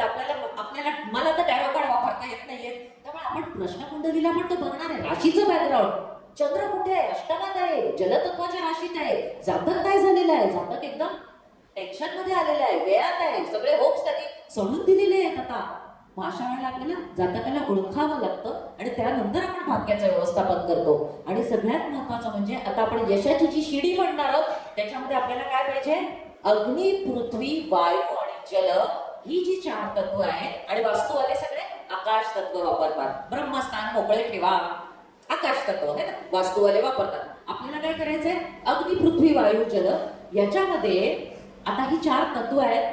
मग भाग्याच्या व्यवस्थापनामध्ये आपण त्याला काय नाव दिलेलं आहे, अग्नी तत्व म्हणजे काय, तर तुमचं अधिकार प्राप्तीचं व्यवस्थापन आहे, महत्वाकांक्षांचं व्यवस्थापन आहे. मग आता मला सांगा, मेष सिंह धनु या राशीमध्ये एखाद्याच्या एकही ग्रह नसेल तर त्याच्यामध्ये महत्वाकांक्षा असेल का? एखादा माणूस महत्वाकांक्षी आहे किंवा नाही हे कसं ओळखा आपल्या जातकाला. जर मेष सिंह धनु मध्ये एकही प्लॅनेट नसेल आणि पुन्हा त्याचं ते लग्न सुद्धा नसेल, अगदी तत्वाचं लग्नही नाही आणि त्याला एकही ग्रह नाही तिथे, म्हणजे तुम्हाला तो प्रयत्न करावा लागणार आहे, हे लक्षात ठेवायचंय. त्याची महत्वाकांक्षा जागृत ठेवायची. नाही तर बाबू सारखं गेला, सकाळी गेला ऑफिसला, 40 वर्ष काम केलं करतात. मॅक्झिमम माणसं पोटा पाण्यासाठी काही ना काही तर व्यवसाय करणारच आहेत, परंतु अँबिशन्स म्हणून म्हणतात ना, काही जण असं म्हणतात. एक आमच्याकडे अभिजित प्रतिष्ठानमध्ये एक असा इन्स्पेक्टर आला होता, मुझे 100 करोड से ज्यादा एम्बिशन है, असं पण गाव खात्यात आले होते. इथे बदली झाली आहे, धडाधड त्यांचे अँबिशन फार मोठा. आता ते होईल किंवा नाही पुढची गोष्ट नंतर, परंतु अँबिशन्स साठी तुम्ही काय बघणार, महत्वाकांक्षांचं व्यवस्थापन, अधिकार प्राप्तीचं व्यवस्थापन. हे मेष सिंह धनु अग्नी तत्व आहे. एखाद्याच्या कुंडलीत अग्नी तत्वात एकही ग्रह जर नसेल तर माणसाकडे महत्वाकांक्षांची कमी आहे, हे लक्षात ठेवायचं. आता दुसरा आहे तो पृथ्वी तत्व. पृथ्वी तत्व काय, 2, 6, 10 म्हणजे पृथ्वी तत्वाचा ट्रँगल. कोणकोणत्या राशी? वृषभ, कन्या आणि मकर. त्याला आम्ही म्हटलेलं आहे धनसंचयाचं व्यवस्थापन. जर तुमच्या कुंडलीमध्ये वृषभ, कन्या, मकर मध्ये एकही ग्रह नसेल तर तुम्ही आर्थिक व्यवहार करताना सावध राहा, तुमच्यामध्ये ती प्रॅक्टिस नाही. किंवा मग काय असायला हवं? कमीत कमी त्याचं लग्न असायला हवं. आणि चौथं जे तत्व आहे ते आधी आपण बघूया. जलतत्व जे आहे त्याला आपण म्हणतो चिंतनाचं व्यवस्थापन. जलतत्व म्हणजे भावना, चिंतन, ते चिंतनाचं व्यवस्थापन आहे.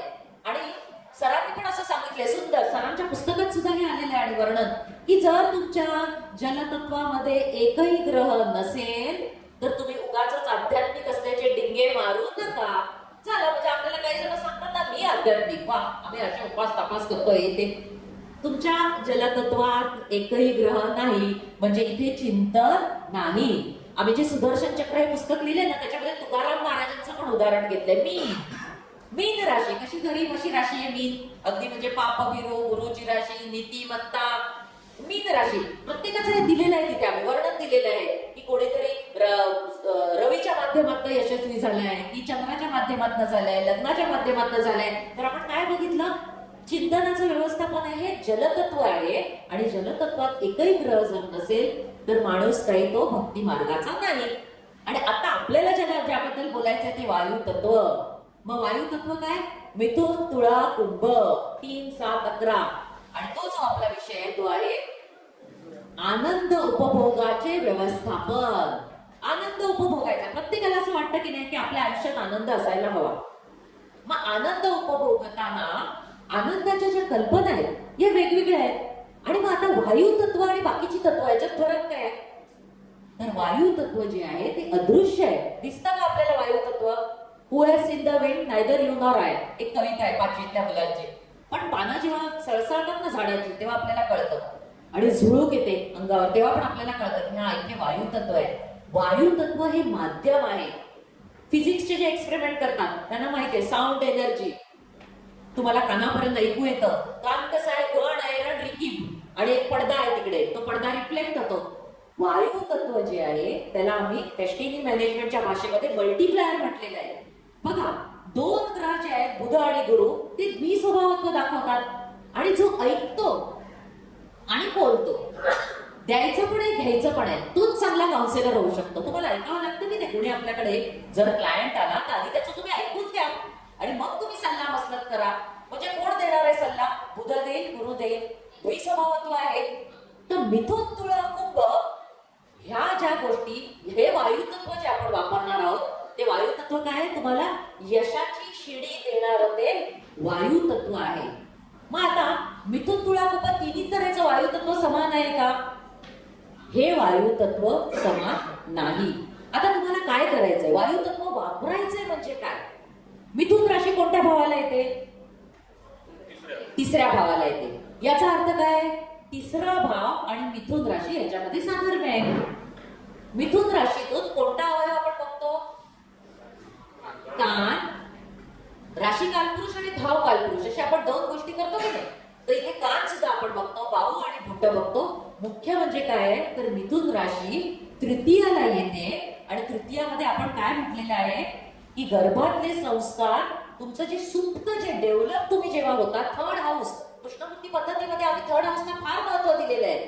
जर तुमचं 3rd हाऊस डिफेक्टिव्ह असेल, 6, 8, 12 असेल तर तुमच्यामध्ये आत्मविश्वास कमी असतो, तुमच्याकडे निर्णय क्षमता नसते आणि तुम्ही तुमचा कोणताही जो प्रश्न आहे तो सोडवू शकत नाही. अशा वेळेला तुम्हाला इतर कोणाची तरी मदत लागते. क्लायंट आल्यावर तपासून बघा त्याचं 3rd हाऊस किती स्ट्रॉंग आहे ते. कदाचित तुमच्याकडे येणार नाही क्लायंट. 3rd हाऊस ज्याचं स्ट्रॉंग आहे त्याचे प्रश्न तो स्वतःच सोडवेल ना. तो कशाला येईल तुमच्याकडे?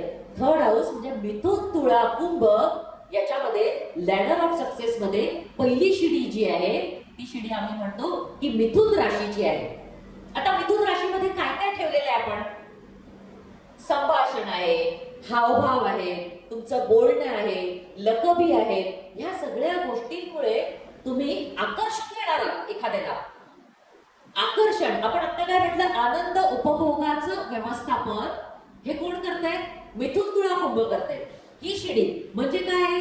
की लॅडर ऑफ सक्सेस मध्ये पहिल्यांदा तुम्हाला थर्ड हाऊस तुमचं ऑपरेट करायचंय. थर्ड हाऊसला आणखीन एक नाव काय? पराक्रम. आता हा जो पराक्रम आहे तो पराक्रम कसा आहे? प्रत्येकाला काय हातात तलवार घेऊन लढायचंय का? एखादं लहान मूल भूक लागल्यानंतर कम्युनिकेट करतं तेव्हा काय करतं ते? सूज आली, भूक लागली, काय करायला लागेल? रडायला लागतं ते. तेवढ्यावरनं पण ते त्याच्या पराक्रमापर्यंत पोहोचतं की नाही? त्याचा पराक्रम काय झाला तो? की मी माझ्या आईपर्यंत पोहोचलो, संपलं माझं, हे संपलं कारण आता ह्याच्यामध्ये मग ते सर्कशीतले जे प्राणी आहेत ना ते सुद्धा काय असतात, कधी कधी तो त्याचा छडी घेऊन मास्टर त्यांना करतो, त्यांना बरोबर समजतं ना इथे काहीतरी कम्युनिकेशन महत्वाचं आहे. मग कम्युनिकेशन मध्ये तिसरा भाव जो आहे तो पराक्रम. याचा अर्थ तिसऱ्या भावात किंवा मिथुन राशीत असलेला ग्रह तुम्हाला ही यशाची शिडी दाखवणार आहे की तुम्ही कसं वागावं, ज्या योगे तुमचा पराक्रम साध्य होईल. तुम्ही तुमचं संभाषण कसं ठेवलं पाहिजे की ज्या योगे तुम्ही इतरांपर्यंत पोहोचू शकाल. ते सांगणारा कोण? तृतीयातला ग्रह असेल किंवा तुमचा तो मिथुन राशीतला ग्रह असेल. जर मिथुन राशीमध्ये एखाद्याच्या ग्रह नसेल तर तुम्हाला तृतीयात ग्रह बघावा लागेल. तृतीयात ग्रह असेल तर वेल अँड गुड आहे, किंवा मिथुन राशीमध्ये ग्रह असायला पाहिजे. तो तुम्हाला कुठे पोहोचवणार आहे? तुमच्या ज्या दैनंदिन गरजा, तिथे ती शिडीचं दिसते का चित्र आलेलं आहे? चित्र शिडीचं असतंय ना, तिकडे नाहीये तरी काय प्रॉब्लेम येत नाहीये ना तुम्हाला? ठीक आहे. आता आपल्याला काय बघायचंय? यशाची शिडी म्हणजे तृतीय स्थान किंवा मिथुन राशीत असलेला एखादा ग्रह तुम्हाला काय साध्य करून देणार आहे. ही शिडी कुठून कुठे जाते ह्याच्या मागचं तत्वज्ञान काय आहे? द्वितीयामध्ये ज्या गोष्टी निर्माण होतात त्या सातत्याने निर्माण होतात. द्वितीय भावाला आपण काय म्हणतो? धन, कुटुंब, वाणी, पैसा. वाटतं ना माणसाला सतत आपलं कुटुंब असावं, आपण पैसा कमवावा, आपल्याला खाऊ पिऊ, ही सगळी गरज लागते ना, रोजची गरज आहे ती. म्हणजे दैनंदिन गरजांची जी पूर्ती आहे ती दैनंदिन गरजा निर्माण होतात, तो आहे द्वितीय स्थान. आणि द्वितीय स्थान आणि चतुर्थ स्थानाला जोडणारी जी शिडी आहे ती मिथुन राशीची आहे. ती तुम्हाला कुठे पोहोचवते? द्वितीयात निर्माण होणाऱ्या ज्या गरजा आहेत त्या गरजाची पूर्ती करताना चतुर्थ स्थान म्हणजे तुम्हाला काय? संरक्षण. आणि आपण बघायची एक गोष्ट स्किप केली, अग्नी, पृथ्वी, वायू, जल. त्याच्यामध्ये विहार, आहार, मैथुन आणि निद्रा या 4 गोष्टी लक्षात ठेवायच्या आहेत. जसं आपण म्हणतो ना की व्यक्तीला गरजा कोणत्या आहेत? प्रत्येक सजीवाच्या गरजा आहेत, अन्न, वस्त्र, निवारा. तसं आपण डेस्टिनी मॅनेजमेंट मध्ये काय म्हणतोय? विहार, आहार, मैथुन आणि निद्रा. त्यापैकी आपण वायू तत्वाचा जो विचार करतोय, काम त्रिकोण ज्याला म्हटलेले 3, 7, 11, मिथुन, तुळा, कुंभ, त्याच्यामध्ये आपण मैथुन तुम्हाला कोणतरी पाहिजे आणि सप्तम स्थानामध्ये आपण ती शिडी बघणार आहोत. तर तृतीय स्थान जे आहे, मिथुनेची जी शिडी आहे, त्याच्यामधनं तुम्ही बघताना द्वितीयातनं निर्माण होणाऱ्या ज्या आशा, आकांक्षा, गरजा, सातत्याने निर्माण होणाऱ्या गोष्टी आहेत त्या तुम्हाला चतुर्थापर्यंत पोहोचवतात. आणि चतुर्थाला आपण निद्रा म्हटलेलं आहे. निद्रा आणखीन काय? आणखीन एक नाव काय आहे चतुर्थाचं? चिरनिद्रा. निद्रा आणि चिरनिद्रा असं आपण म्हटलेलं आहे. तर द्वितीयाकडनं चतुर्थाकडे पोहोचवणारी जी शिडी आहे ती शिडी कोण आहे? तृतीयाची म्हणजे मिथुनेची आहे. म्हणजे मिथुनेत असलेला एखादा ग्रह तुम्हाला सांगणार आहे की तुम्ही कसं बोलायचंय की जेणेकरून तुम्हाला यश मिळेल. आता समजा एखाद्याचे तृतीयात किंवा मिथुनेत बुध आहे, तर हा माणूस कसा असेल किंवा त्यांनी कसं असावं म्हणजे त्याला यश मिळेल? तो वाक्चतुर असेल, तो चांगला एजंट असू शकेल, तो आपला माल जो आहे तो संपवताना एखाद्या गिरायकाला कसं पटवतात. जर तुम्ही लोकलनी प्रवास केला असेल मुंबईमध्ये, एक साधी सुई विकताना पण तो इतका काहीतरी अशा ह्याच्याने सांगतो, ये 10 रुपये का सुई आहे, ये सुई ऐसा आहे, वो सुई वैसा आहे, तो इतकं काहीतरी लावून सांगत असेल ना, हा बुध आहे तो खूप चांगला विक्रेता आहे. तृतीयामध्ये असलेला एखादा ग्रह तुम्हाला सांगतो की कोणत्या माध्यमातून तुम्ही दुसऱ्यांपर्यंत पोहोचू शकता. संभाषण, इथे आपण काय बघतोय? संभाषण. माहिती जी आहे, मिथुन राशी काय करते? आकर्षून घेते, आपल्या बौद्धिक सौंदर्याने आकर्षून घेते ती. आणि हे बौद्धिक सौंदर्य जे आहे संभाषणाची ही पहिली शिडी आहे. आणि ही संभाषणाची पहिली शिडी जेव्हा तुम्ही पार करता तेव्हा तुम्हाला तुमच्या रोजच्या गरजा या भागवल्या जातात. ज्याच्यामध्ये उदाहरण आपण दिलंय एका लहान मुलाचं की जो रडून दाखवेल तर त्याला त्याची आई दूध देणार आहे, म्हणजे तो त्याच्यासाठी पराक्रम ठरतोय.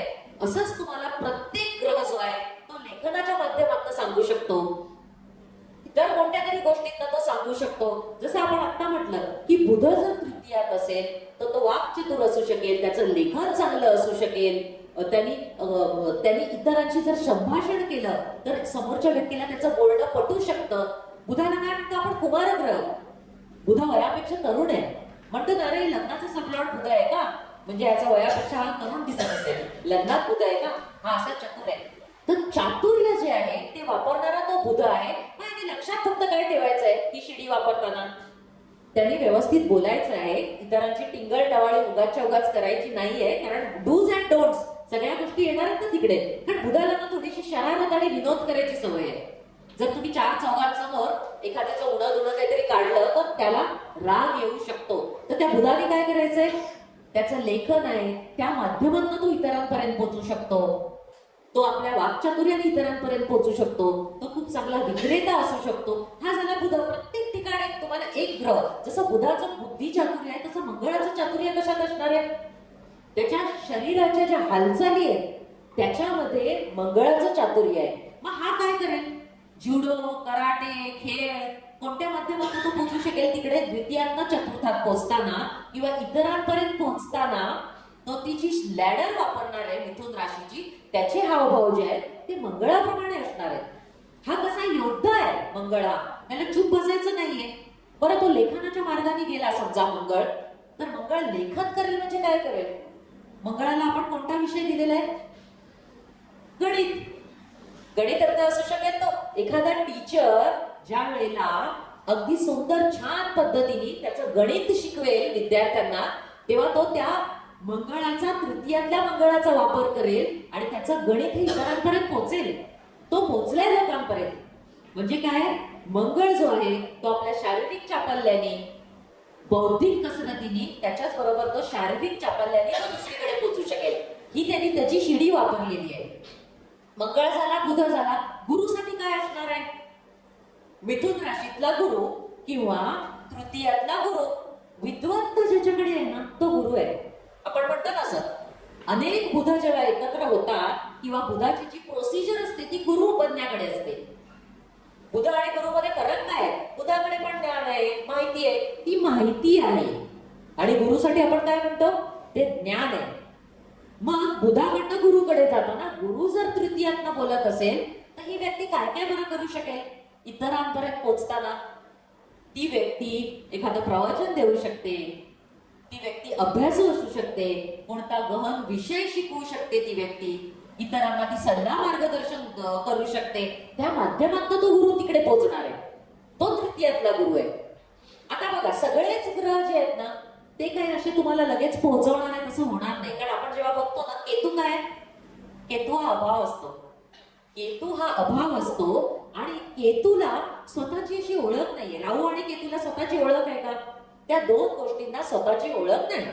मग त्यांनी काय बरं करावं? आता कॉल सेंटर जे घेतले ते केतूसाठी घेतलेले आहे भाग्याच्या व्यवस्थापनात. म्हणजे काय की तुम्ही एखाद्या गोष्टीसाठी कार्य करा, परंतु तुमचा जो अवतार आहे किंवा तुमचं जे अपिअरन्स आहे ते तुम्ही काय ठेवा? गुप्त ठेवा. तुम्ही तुमच्याकडे काय नाही. समर्पित कार्यकर्ता ज्याला म्हटलेला आहे तो केतू आहे.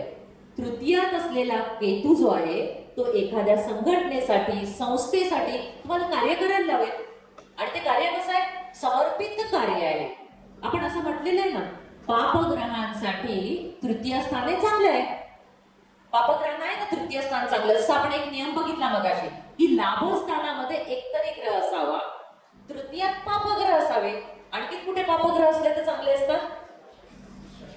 षष्ठात. परंतु ते काय असणार आहे? षष्ठातला कुठलाही पापग्रह जो असेल. आणखी दुसरा नियम येतो लगेच. एक नियम बघितला, पापग्रह जिथे बसतात त्या भावातनं पाहिल्या जाणाऱ्या इंद्रियाला ते काहीतरी त्रास देतात. आणि आपण आता इथे त्यांना रोगस्थानात बसवतोय. म्हणजे शेवटी काय, जगी सर्व सुखी असा कोण आहे म्हणताना हे असे प्रकार होतात. आम्हाला कोणी मॅच मेकिंग साठी विचारतं ना तेव्हा म्हणतात मॅडम हा मंगळ सर सरकवू का? अरे मंगळ काय सरकवणार? तुम्ही ज्योतिषाला कळणार नाहीये का? तो मंगळ कुठेतरी तर असणारच आहे. तर तृतीयामधले राहू आणि केतू जे आहेत, राहूला भ्रष्ट कल्पना असं म्हटलेलं आहे. ज्याच्याकडे प्युअर थॉट्स नाहीये तो अशा काही गोष्टींसाठी कार्य करतो. म्हणजे आपण तसं करायचंय का असं नाहीये, परंतु कॉपीराईट हे लक्षात ठेवायचंय त्यांनी. राहूनी समजा एखाद्याची काहीतरी कॉपी मारली तर ती कॉपीराईट असेल तिकडे, ते काळजी घ्यायची आहे मात्र. आणि केतूनी समर्पित कार्यकर्त्यासारखं कार्य करायचंय. चंद्र असेल तर तो काय करू शकेल? चंद्र म्हणजे कल्पना विलास, आणि चंद्र म्हणजे कल्पना विलास. याचा अर्थ काय आहे? कल्पना ही काय आहे? तुमच्या देहाला तुम्ही त्रास न देता जो विचार करता. डेस्टिनी मॅनेजमेंटच्या पुस्तकात हे अतिशय सुंदर वाक्य दिलंय की कल्पना काय असू शकते? देहाला तुम्ही त्रास देत नाही, पण तुम्ही विचाराने तिकडे पोहोचताय. मी बर्फाच्या डोंगरातनं चाललो, मी दरीत पडलेला आहे का? खरोखर नाहीये. हा चंद्र कसा आहे? तो फक्त विचार करतोय, त्या कल्पना तो करतोय, आणि कल्पनेतनं दुसऱ्यांच्या माध्यमातून तो दुसऱ्यांच्या पर्यंत पोहोचतोय. म्हणजे तृतीयातला जो चंद्र आहे तो तुम्हाला कुठल्या तरी माध्यमापर्यंत पोहोचवताना लेखन असू शकेल, किंवा तुम्ही महिला वर्गासाठी सुद्धा कामं करू शकाल ना. चंद्र बरोबर एक येते ती लोकप्रियता आणि बदलणारा समुदाय. दशमात चंद्र, तुम्ही काय रिडिंग देता दशमात चंद्राचं? काय विचारता त्या जातकाला? काहीतरी विचारत असाल ना दशमात चंद्र बघितल्यावर, बाबा किती नोकऱ्या बदलल्या? कारण काय? चंद्र हा बदलाचा कारक आहे. तिथे बदल आहे, त्याला बदलणारा समुदाय आवडतो. म्हणजे तृतीयातला जो चंद्र आहे तो सुद्धा काय सार्वजनिक क्षेत्रामध्ये कार्य करू शकेल. त्याला यशाची शिडी गाठताना इतरांसाठी भावूक होऊन तो हात घालणं, भावनांना हात घालणं, त्याच्या माध्यमातून तो यशस्वी होऊ शकतो. म्हणजे काय बघितलं आपण की मिथुन राशी किंवा तृतीयात असलेला एखादा ग्रह हा तुम्हाला द्वितीयातनं चतुर्थाकडे पोहोचवताना दैनंदिन गरजा ज्या आहेत तुमच्या त्या पूर्ण करण्यासाठी शिडीसारखा त्याचा वापर करता येतो. आणि समजा एकही ग्रह तृतीयातही नसेल आणि समजा मिथुन राशीतही नसेल तर तुम्हाला त्याप्रमाणे त्याची डेस्टिनी मॅनेज करावी लागते. तो जातक आपल्यासाठी मोठा आहे, त्यांनी काय करावं हे आपल्याला त्याला सांगता आलं पाहिजे नंतर. आणि त्याच्यासाठी आम्ही डेस्टिनी मॅनेजमेंट सोल्युशन मध्ये भावांचं व्यवस्थापन हा एक भाग घेतो की भाव कसा व्यवस्थापन, भावाचं कसं करायचं, त्याला म्हटलेलं आहे 310 टेक्निक.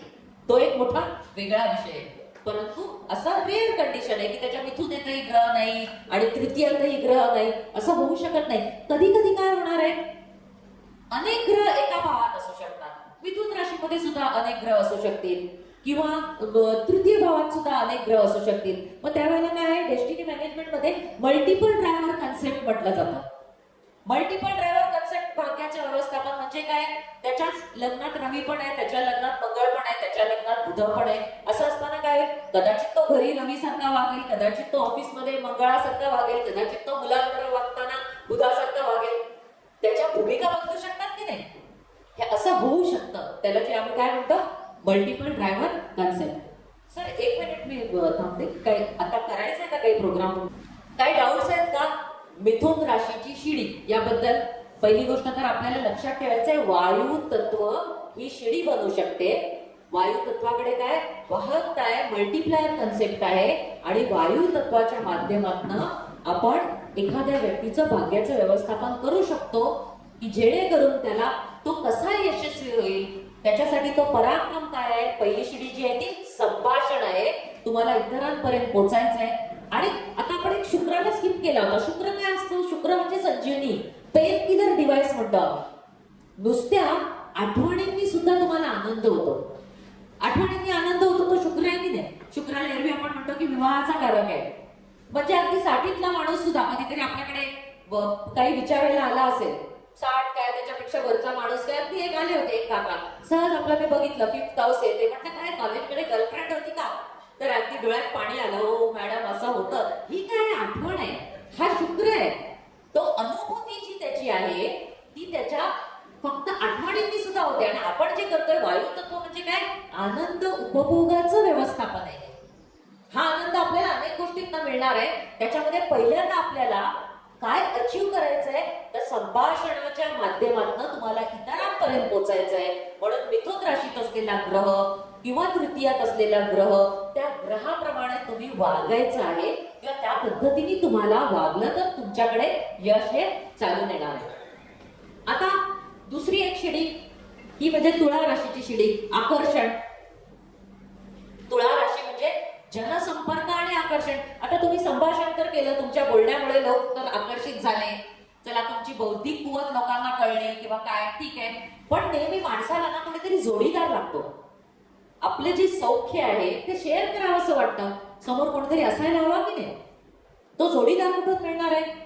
सप्तम स्थानातनं तुम्हाला मिळणार आहे. सप्तम स्थान. सप्तम स्थानामध्ये कोणती राशी येते? तुळा राशी येते. म्हणजे लॅडर ऑफ सक्सेस मध्ये तुम्हाला सप्तम स्थानाची शिडी वापरताना एखादा जोडीदार म्हणून किंवा समोरून येणारी पार्टी, तिथे हा आकर्षणाचा सेतू आहे, जनसंपर्क आहे, आकर्षण आहे. आणि या माध्यमातून जेव्हा तुम्ही एखाद्याशी बोलता तर आता तुम्हाला सप्तमातला ग्रह हे सांगणार आहे. सप्तमातला ग्रह पूर्वी आपण काय बघायचो? फक्त नवरा कसा असेल किंवा बायको कशी असेल. आता आपल्याला भाग्याच्या व्यवस्थापनामध्ये सप्तमात असलेला एखादा ग्रह तुमच्या समोरून येणारी व्यक्ती कशी आहे, कारण तिथे आणखीन काय बघतो आपण, तर तिथे तुम्ही ओपन टू स्काय आहात. डेस्टिनी मॅनेजमेंट मध्ये आणखीन एक कन्सेप्ट जो आम्ही घेतलाय, मून फॅन टेक्निक. त्याच्यामध्ये एक्स्ट्रोवर्ट मून असं ज्याला म्हणतो आम्ही, की तुमचा जो चंद्र आहे तो चंद्र अंतर्मुख चंद्र आहे की बहिर्मुख चंद्र आहे? बाह्य. तुम्ही सगळ्या ओपन टू स्काय आहात. सप्तमात तुम्ही आहात म्हणजे काय? तुमच्या समोरून कोणी समुदाय येणार आहे आणि त्या समुदायाला तुम्ही तोंड देणार आहात. म्हणजे हा जो लॅडर आहे, इकडची जी शिडी आहे सप्तमाची, ती थोडी डेंजरस पण आहे. तुम्हाला माहिती नाहीये तुमच्या समोरून कोण येणार आहे. असं होतं ना कधी कधी, की कुठेतरी पिक्चरचं शूटिंग चाललेलं आहे. फार पूर्वी असं व्हायचं की शूटिंग चाललं असेल, मग तिथे लोक गर्दी करायचे वगैरे, आणि गर्दी केली तर कधीतरी कोणी विकृत असा पण असू शकतो की हातामध्ये त्यांनी ब्लेड ठेवलेले आहे आणि तो काही हिरोईनला किंवा हिरोला शेकहँड करायला गेला. काय होणार आहे तिकडे? तुमच्यावर डायरेक्ट अटॅक आहे. तर सप्तम स्थान जे आहे ते सप्तम स्थान हे थोडं डेंजरस आहे. तुम्हाला इथली लॅडर जी वापरायची आहे, इथे जो असलेला प्लॅनेट आहे त्या प्लॅनेटच्या सदृश माणसं तुमच्या जीवनामध्ये येणार आहेत, त्यांची मदत घ्यायची आहे. परंतु तुम्हाला टेक केअर हे जास्त आहे तिकडे. अशा वेळेला तुम्ही काय करू शकता, तर तुम्ही तुमचे प्रिकॉशन्स घेऊन काम करू शकता. आम्ही कृष्णमूर्ती पद्धतीमध्ये पण म्हणतो की सप्तम स्थान जे आहे त्याला हिंमत आहे. लग्नाचा सप्लॉट सप्तमाचा कार्यश, कोणाचाही तो अपमान करू शकेल माणूस, कारण काय त्याला ओपन टू स्काय, तो बाहेरच्या जगामध्ये तो वावरतोय, त्याला त्या गोष्टीचा हिंमत आहे त्याच्यामध्ये. आता सप्तम स्थान तुळा राशी जी आहे ती कुठून कुठे नेते तुम्हाला? जसं आपण एक लॅडर बघितलं की द्वितीयातनं तुम्ही चतुर्थात गेला, आता कुठे जाणार तुम्ही? षष्टामधनं तुम्ही अष्टमात जाणार. मनुष्याला सगळ्यात जास्त भीती कसली असते? मृत्यूची भीती. मृत्यूची भीती आहे आणि म्हणूनच काय, त्याच्याकडे प्रजनन आहे. आपल्यासारखी दुसरी प्रजा निर्माण करायची आहे. मी गेलो तरी माझ्या पुढे जाताना कोणतरी पाहिजे ना. आता षष्टातनं जे निर्माण होतात ते काय? षड रिपू, काम, क्रोध, मद, मोह, मत्सर, ते आपल्याला स्पर्धा करायला लावतात. षष्ठ स्थानातनं आपण अष्टमात जातो, म्हणजे जे रिपू तयार होतात आणि त्यांची पूर्ती होते अष्टम स्थानामध्ये. गुप्तता दर्शक स्थान आहे अष्टम स्थान आहे. त्याच्यासाठी तुम्हाला कोण लागणार आहे? एक जोडीदार लागणार आहे कोणतरी. आणि षष्टातनं होणारी जी पूर्ती आहे, षष्टातनं निर्माण होणारे जे षड्रिपू आहेत त्यांची पूर्ती होते, ती पूर्ती आहे अष्टमामध्ये. मग तुम्हाला सप्तमात आलेला एखादा ग्रह त्याबद्दल सांगू शकतो. त्याला गिर्यारोहणाची आवड असेल, खेळकूदची आवड असू शकेल, व्यक्ती कशी असेल, धाडसी असेल. सप्तमात असलेला कुठलाही ग्रह, तुमच्या समोर येणारी पार्टी कोणती आहे किंवा तुम्ही कसे आहात, सप्तमातला ग्रह लग्नावर दृष्टी टाकतो. आपण असं म्हणतो ना सप्तमात गुरु. जेव्हा जेव्हा आपल्याकडे काही असे मॅट्रिमोनीचे प्रश्न येतात, सप्तमात गुरु म्हणजे कोण बाईस आहे कोणा, आणि किंवा असं पण आपण बघतो ना, लग्नेश सप्तमात किंवा सप्तमेश लग्नात कोणी कोणाला प्रपोज केलं असं विचार करतो आपण त्यावेळेला. आता सप्तमात जी राशी आहे ती आपण तुळा राशी घेतली. आकर्षण आहे तिकडे, एक जोडीदार तुम्हाला हवा असतो. सप्तमात येणारा जो प्लॅनेट आहे, तुमच्या सप्तमात रवी असेल तर तुम्ही पण धाडसी आहात, तुम्हाला राजकारणी लोकांची पण सोबत असू शकेल. ती तुम्ही शिडी वापरू शकता. तुमच्या शेजारचा जो जनसमुदाय आहे त्याच्यामध्ये मात्र तुम्ही कसं वावरलं पाहिजे, तर जसं आता आपण बघतो ना कसे एकमेकांवर काशेरे ओढणं किंवा काय, तर जनसामान्यांनी कसं वागलं पाहिजे, तर आपण तिथे प्रिकॉशन घेतलं पाहिजे. आपल्या एखाद्या अशा बोलण्यामुळे किंवा इथे अधिकार तुम्ही गाजवा. रवीला काय आवडतं? व्यवस्थापन तंत्र रवीकडे आहे, मॅनेजमेंट टेक्निक. म्हणजे जर एखाद्याच्या सप्तमात रवी असेल तर तो मॉबला कंट्रोल करताना किंवा समोरच्या व्यक्तीला कंट्रोल करताना तो त्याचा अधिकार वापरू शकतो. असा तो रवी आहे. तो सप्तमात तुम्हाला एखाद्या गोष्टीसाठी तुम्हाला प्रयत्नशील कसा ठेवेल. पण हे जर सप्तमात चंद्र असेल जनसमुदाय बदलता असू शकतो, तो जनसमुदाय खूप जास्त भावुक असू शकतो. म्हणजे तुम्हाला नित्य नवीन याची पण सवय असायला पाहिजे. ही व्यक्ती कशी असेल? त्यांना अटेन्शन सिकिंग मूड असं आम्ही म्हटलेलं आहे. अटेन्शन सिकिंग मूड, की जर तुमच्याकडे दुर्लक्ष झालं, अशा व्यक्तीकडे दुर्लक्ष झालं सप्तमातला चंद्र, तर त्या व्यक्ती करत असणं, सतत एखाद्या हायलाइट झोतामध्ये असणं, प्रसिद्धीच्या झोतात राहणं, या सगळ्या गोष्टी कोण करू शकतं? सप्तमातला चंद्र करू शकतो. मग सप्तमातला बुध काय करेल? सप्तमातला बुध जो आहे, जसं तृतीयामध्ये आपण पाहिलं तसं सप्तमातला बुध जो आहे तो खूप चांगल्या प्रकारचा विक्रेत आहे. आता आपण आकर्षण जेव्हा म्हणतो तेव्हा एक गोष्ट लक्षात ठेवायची, आकर्षण इथे काय आहे की वेष्टनात जी वस्तू गुंडाळली जाते त्या वस्तूला व्यवस्थितपणे मार्केट मिळतं. म्हणजे आपण काय म्हटलेलं आहे, मार्केटिंग तंत्र जे आहे ना ते सप्तमात आहे. आता बघा, बरीच जण अशी असतात, मोठमोठे ज्योतिषी आहेत किंवा मोठं काहीतरी त्यांच्यामध्ये खूप चांगले गुण आहेत, पण जोपर्यंत त्यांना कोणी प्रोजेक्ट करत नाही तोपर्यंत त्यांना मिळणार नाही काहीतरी प्रसिद्धी. आपल्याला प्रसिद्धी पाहिजे ना. आता इथे आपण प्रसिद्धीबद्दल बोलतोय, मार्केटिंग तंत्र डेव्हलप करायचंय. तुम्ही कधीतरी दुकानात गेला असाल तर बघा की काजू वगैरे रचून कसे ठेवलेले असतात, मस्त बाटलीमध्ये काजू रचून ठेवले, तरी आपल्याला बघूनच आवडतं. लहान मुलं जेव्हा खेळण्याच्या दुकानात जातात तेव्हा ती खेळणी कशी असतात, अट्रॅक्शन हा जो पार्ट आहे ना तो तिथे महत्वाचा आहे. म्हणजे सप्तम स्थानाची जी शिडी आहे ती तुम्हाला अट्रॅक्शन, मार्केटिंग तंत्र ही दाखवणारी शिडी आहे. आणि ते मार्केटिंग तंत्र तुम्ही कसं वापरायचं आहे, तर चंद्र असेल तर तिथे भावनांना तुम्ही हात घालणं ही गोष्ट सुद्धा तुमच्यासाठी शक्य आहे. आणि ते पण काय, स्त्री पार्टी आहे. महिला वर्गासाठी सार्वजनिक क्षेत्रामध्ये जर तुम्ही काही कार्य केलं तर अशा वेळेला तुम्हाला तो सेतू उपयोगाचा पडेल. मग आता इथे केतू असेल तर काय असेल? केतू, आपण काय म्हणतो, केतू म्हणजे अतृप्तीची भावना. हा जरा त्याला लागलेला गालबोट आहे. सप्तम स्थानात एरवी सुद्धा केतू जर असेल तर आपण काय म्हणणार आहोत, केतूला कोणीच नकोय, मी माझा एकटा, मला कोणीच नकोय, मी एकटा एकटा काय काम करेन. मग इथे जसं आपण म्हटलं की केतू हा समर्पित कार्य करता आहे किंवा त्याला असं कुठलं तरी कार्य करायला लावायचं आहे की जिथे त्याची खरी ओळख आहे ती बाजूला ठेवून तो काम करणार आहे. त्याला फार मोठं काही लागणार नाहीये. चंद्राला आवडतं, त्याच्यावर प्रसिद्धीचा झोत आवडतो चंद्राला. रवी असेल तर तो राजकारणी आहे किंवा त्याला नेतृत्व गुण आहेत, व्यवस्थापन त्याच्याकडे आहे. इव्हन मंगळ जरी असला तिकडे तरी मंगळाकडे जरब आहे. म्हणजे एखादा कॉन्ट्रॅक्टर जो आहे तो आपल्या सगळ्या माणसांना अरेला कार्य एकदम बोलल्याबरोबर ती सगळी माणसं तिथे हजर राहतात. तुम्ही कधी बघितलं असेल एखाद्या साईटवर जेव्हा कामं चालतात तसं 9ला 5 कमी असताना पटापट पटापट ती व्यक्ती येऊन उभ्या राहतात आणि 6 वाजले की ते पटापट निघून जातात. मग जर काही असेल तर हा त्यांना ओरडू शकतो की नाही. मंगळाच्या काय, जसं तृतीयात त्याच्या आवाजात जरब आहे, ही जरब तो वापरणार आहे मिथुनेमध्ये, तसं सप्तमामध्ये सुद्धा त्याची देहबोली किंवा त्याचा जो अप्रोच आहे तो अप्रोच बघून सुद्धा त्याला ते यश प्राप्त होऊ शकतं. आणि सप्तमातला शुक्र कसा असेल, याचा सहवास सगळ्यांना आवडतो. लॅडर ऑफ सक्सेस मध्ये अगदी सुंदर शिडी जी आहे सप्तमातला शुक्र. एरवी तुम्ही काय म्हणाल प्रचलित ज्योतिषशास्त्रात, कारको भावनाचा आहे, कारको भावनाचा आहे. बायको कशी आहे, खूप छान आहे, गोरी आहे, सुंदर आहे, असं आहे तसं आहे. स्वभाव कसा आहे, जरा स्वभाव असा आहे. त्या कारको भावनाचा एक काहीतरी बिघडवलं असं जेव्हा म्हटलं जातं. परंतु सप्तमातली जी शिडी शुक्रासाठी आहे, प्लेजर शेअरिंग जे आहे, व्यक्तीला आनंद देणारी जी गोष्ट आहे. आणि आपण जे म्हणतो ना त्याला वेलकम आहे. शुक्र काय करतो, शुक्र सगळ्यांना सामावून घेतो, त्याला आनंद आवडतो, उपभोगायला आवडतो, तो दुसऱ्यांना पण देणार आहे. पण आपण शुक्राला कुठलं तत्व दिलेलं आहे, कोणत्या तत्वाचं आहे शुक्र? शुक्र हा पंचतत्वाचा आहे.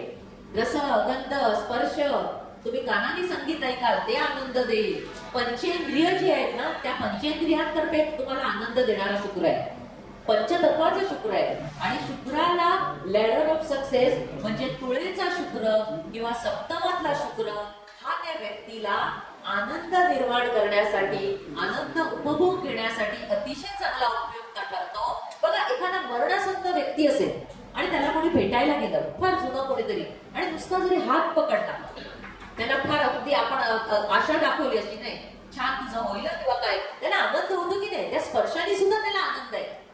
याचाच अर्थ काय, शुक्र हा जीव संजीवनी देणारा जो आहे, संजीवनी विद्या शुक्राचार्य, तो कसा आहे, सगळ्यात छान लॅडर ऑफ सक्सेस मध्ये सप्तमातल्या शुक्राची जी लॅडर आहे तुळा राशीचा जो शुक्र आहे तो आनंद निर्माण करणारा शुक्र आहे, परंतु जो केतू आहे तो तिथे गालबोट लावतो. मग शनी कसा असेल बरं? सप्तमातला शनी काय असा विचार येतो की सप्तमात जर शनी असेल तर त्याच्या अवतीभोवती कोण असू शकतील? सप्तमाच्या शनीमध्ये काय असू शकेल अवतीभोवती? Old person. म्हणजे आम्ही काय म्हणतो माहिती, एक डेस्टिनी मॅनेजमेंट पुस्तकात सरांनी खूप सुंदर लिहिलेलं आहे, शवविच्छेदकांचा मेळावा. म्हणजे काय? निर्जीव चिरफाड आहे त्याची. शनी नेहमी निर्जीवपणे चिरफाड करत असतो, त्याला काही नाहीये, हाडा मासाशी संबंध, बाकी पुढचं काही बघायचं नाहीये.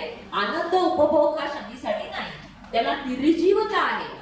याचाच अर्थ काय आहे की सप्तम स्थानासाठी शिडीचा वापर करताना हा शनी आपल्याला तितकासा उपयोगी येणार नाही. तुमच्या समोर काय आहे? वयोवृद्ध माणसं आहेत किंवा तुमच्या समोर अशी नीरस व्यक्ती असू शकतात, त्यांच्याशी तुम्हाला टॅकल करायचं, श्रम करायला लावा, त्यांना मेहनत करायला लावा, एखादं काम देऊन टाका तुम्ही. जसं आम्ही म्हणतो ना की ज्या वेळेला गोचर प्रमाण बघतो, सप्तमातनं एखादा शनी जातोय एखाद्याच्या आणि त्याच्या जीवनामध्ये सगळी म्हाताऱ्याच व्यक्ती येत राहतात. एखादा माणूस मुलगा असेल तो प्रेमात पडतो, त्याच्यापेक्षा मोठ्या मुलीच्या प्रेमात पडतोय. हा 2 वर्ष ते चाललेले आहे, क्या हो रहा है, मेरे ऑफिस में कोई है, तो शनी तिकडनं सटकला तर चालायचं संपलं. टेम्पररी आहे ती सिच्युएशन, ती परमनंट सिच्युएशन नाहीये. परंतु सप्तम स्थानाची जी शिडी आहे ती जशी शुक्राला वापरता येईल, बुधाला वापरता येईल, रवीला वापरता येईल, तशी शनी आणि केतूला वापरता येणार नाही. कारण त्याच्यामध्ये काय आहे, केतू हा अभावाचा कारक आहे आणि राहू तर आणखीच चापलूस. सप्तम स्थानाच्या बाबतीत जर राहूचं म्हणणं घेतलं, तुम्ही ऐकलं, तर त्याला काय करायचंय? आनंद उपभोगायचा आहे, पण तो कसा? भ्रष्ट सगळ्या बाजूंनी. म्हणजे काय? चोरी छुपे, गुप्त व्यवहार, सगळ्या गोष्टी चाललेल्या आहेत. काही वेळेला त्या उघडकीस येतात, काही वेळेला येत नाही. डेस्टिनी मॅनेजमेंट मध्ये आम्ही म्हणतो अष्टम स्थानाला ज्यांनी तारलं, अष्टम स्थान ज्याचं तारला गेलंय त्याच्या कधी गोष्टी उघडकीस येणार नाहीत. आणि अष्टम स्थानाने जर मारलं की ओपन झालं तर ते चव्हाट्यावर आलं. म्हणून एक नियम, खूप सुंदर एक नियम सांगतो आम्ही. अष्टमावर कोणाची दृष्टी हवी? गुरुची दृष्टी हवी. अष्टमावर गुरुची दृष्टी असेल तर जनरल नॉर्मल माणसासाठी की त्याला सगळ्या अडचणीतनं मार्ग काढण्यासाठी काहीतरी हात मिळतो मदतीचा, असं आपण म्हणतो. याचा अर्थ पाप करत सुटायचं असं नाहीये की अष्टमावर गुरुची दृष्टी आहे, चला आपण काही केलं तरी होऊन जाईल, असं ते नाहीये. तर आपल्याला हे बघायचंय, सप्तम स्थान हे तुमचं अट्रॅक्शन आहे. जसं संभाषण महत्वाचं आहे तसं तुम्हाला एक जोडीदार महत्वाचा आहे. आणि जोडीदार जो आहे तो सप्तम स्थानात जेव्हा आपण बघतो त्यावेळेला आपण षष्टातनं अष्टमाकडे जाताना त्याचा व्यवस्थितपणे उपयोग करून आपल्याला घेता आला पाहिजे. आता एक राहिला काय? मिथुन, तुळा आणि कुंभ. ती जी तिसरी शिडी आहे सगळ्यात महत्वाची शिडी आहे ती, मिथुन, तुळा, कुंभ. आता लाभस्थान म्हणजे कुंभ. आपण आत्ताच म्हटलं, सगळ्यांनी सांगितलं लाभात एकतरी ग्रह असावा. का असं आपण म्हणतो लाभात एकतरी ग्रह असावा? लाभ कधी होतो? पण लाभ आम्ही जेव्हा LSRD बघतो ना, मी जास्त बोलते, मी LSRD डे लॉर्ड तरी असेल ना, दिवस तरी असेल, मला कधी लाभ मिळतो? माझ्या लाभात शुक्र आहे, शुक्रवारी तरी मिळणार आहे मला लाभ.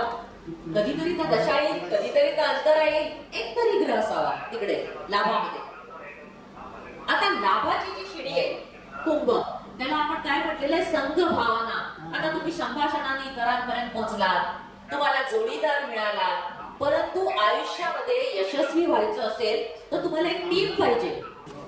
हे कोण कोण आहे हे बघितलं जातं. जसं आता आपण बघतो की काही गुंड प्रवृत्तीचे व्यक्ती असतात, त्यांच्या आसपास कोण असतात? सगळे गुंडच प्रवृत्ती असते. आपण त्याला जाणतो, अरे हा व्यक्ती जो आहे तो काय ठीक आहे आता असं आहे. संघ भावना ज्याला आपण म्हटलेलं आहे ते आपल्याला कुंभयुक्त मिळतं. मिथुन, तुळा, कुंभ. आणि वायू तत्वाचं जे प्रगल्भ रूप आहे. आता शिक्षण आणि प्रशिक्षण दोन गोष्टी आपण वापरतो एकत्र. हा शब्द आपण सरसकट वापरतो, शिक्षण प्रशिक्षण. याच्यात फरक आहे की नाही? शिक्षण म्हणजे काय? जी तुम्हाला माहिती मिळालेली आहे एखादी, ते शिक्षण आहे. आणि ऍप्लिकेशन जेव्हा आहे तेव्हा त्याला तुम्ही प्रशिक्षण म्हणताय. लर्निंग अर्निंग कधी एकत्र होतो ना, 6-9 combination, learning and earning together. शिक्षण आणि प्रशिक्षण याच्यामध्ये माहितीचं तंत्रज्ञान जे आहे ते कुंभ राशीकडे आहे. निर्जीवता जी आहे, एखादं यंत्र वापरायचं कसं हे तुम्हाला कळलं पाहिजे. ते कोण सांगणार आहे? ते कुंभ राशी सांगणार आहे. आणि ती संघ भावना आहे, तो लाभ आहे. आता तुम्ही लाभ बघताना कसा विचार करणार? आपण बघितलं की द्वितीयातनं तुम्ही चतुर्थात पोहोचले, म्हणजे तुम्ही संभाषणातनं तुम्हाला तो लॅडर मिळाला. तुम्ही षष्टातनं तुम्ही पोहोचलात, तो अष्टमात पोहोचलात, तुमच्या सगळ्या अतृप्त इच्छांची पूर्ती झाली. तसं मग लाभाचा जो सेतू आहे तो तुम्हाला काय देतोय? तर कर्मस्थान जे आहे, दशम स्थान आणि व्ययस्थान म्हणजे 12वं स्थान, यांना जोडणारा तो सेतू आहे. मग याचा उपयोग कसा आहे? तुम्ही काय करता जीवनामध्ये? जर तुम्ही चांगली इन्व्हेस्टमेंट केली, परदेश गमन केलं, तुम्ही दान धर्म केला, कुठल्या तरी चांगल्या गोष्टींसाठी खर्च केला, तर तुमची वाहवा होते. तुम्हाला आयुष्याचा कृतार्थ वाटतो की नाही? मी कुठे पोहोचलेलो आहे? माझ्या लाभात मी व्ययात गेलेलो आहे, पण तिकडे काय मिळालंय मला? मला काहीतरी माझ्या जीवनाचा कृतार्थ झालेला आहे. परंतु सगळ्यांनी फसवलं, चोरी झाली, आगीच्या कक्षस्थानी पडलं काही, किंवा लॉस झाला. थोडक्यात म्हणजे काय आपण लॉस म्हणतो, व्यवस्थान. तर तुम्हाला काय वाटेल? तुम्हाला तुमचं जीवन हरल्यासारखं वाटेल. आणि तुम्हाला यश हे प्राप्त करण्यासाठी तुम्हाला कसली आवश्यकता असते? संघ भावनेची आवश्यकता असते लॅडर ऑफ सक्सेस मध्ये. म्हणून कुंभ राशी ही महत्वाची आहे. कुंभ राशी, शनी हा निर्जीव आहे, निर्जीवपणे श्रम करायला तुम्हाला शिकवतोय. आणि इथे माहितीचं तंत्रज्ञान आहे, ती माहिती कुठे वापरायची आहे हे तो सांगतोय. म्हणून आपल्याला कुंभ राशी ही महत्वाची आहे. मग लाभात एक तरी ग्रह असावा, त्याप्रमाणे तुम्हाला मिळणारी तुमची मित्रमंडळी आहे, किंवा तुम्ही त्या मित्रमंडळींचा फायदा करून घेता. जसं आपण म्हणतो की जर लाभामध्ये राहू असेल तर तुम्हाला कोणापासून फायदा होईल बरं? तुमच्या जातभाईंपासून नाही होणार. विजातीय मंडळी सगळी, तुमच्या ऑफिसमध्ये अशी मंडळी आहेत का किंवा तुम्हाला मदत केली? हा, मला मदत केली आहे ना घर घ्यायला, तर माझ्या अमुक मित्राने केली आहे, पण ते आपल्या ह्याच्यापैकी नाहीये. म्हणजे अशा वेळेला काय होणार आहे? लाभात असलेला ग्रह तुम्हाला तुमच्या कृतार्थ जीवनापर्यंत पोहोचवण्यासाठी ती जी संघ भावना आहे, तुम्हाला जो मदतरूप ठरणार आहे, तो कोण असू शकतो? तर तो ग्रह त्याच्या माध्यमातून बोलेल. इकडे सुद्धा केतूला ही अतृप्ती आहे. केतू आहे एकट्याच राहण्याचा प्रयत्न करतो नाही. केतूला काय आवडेल?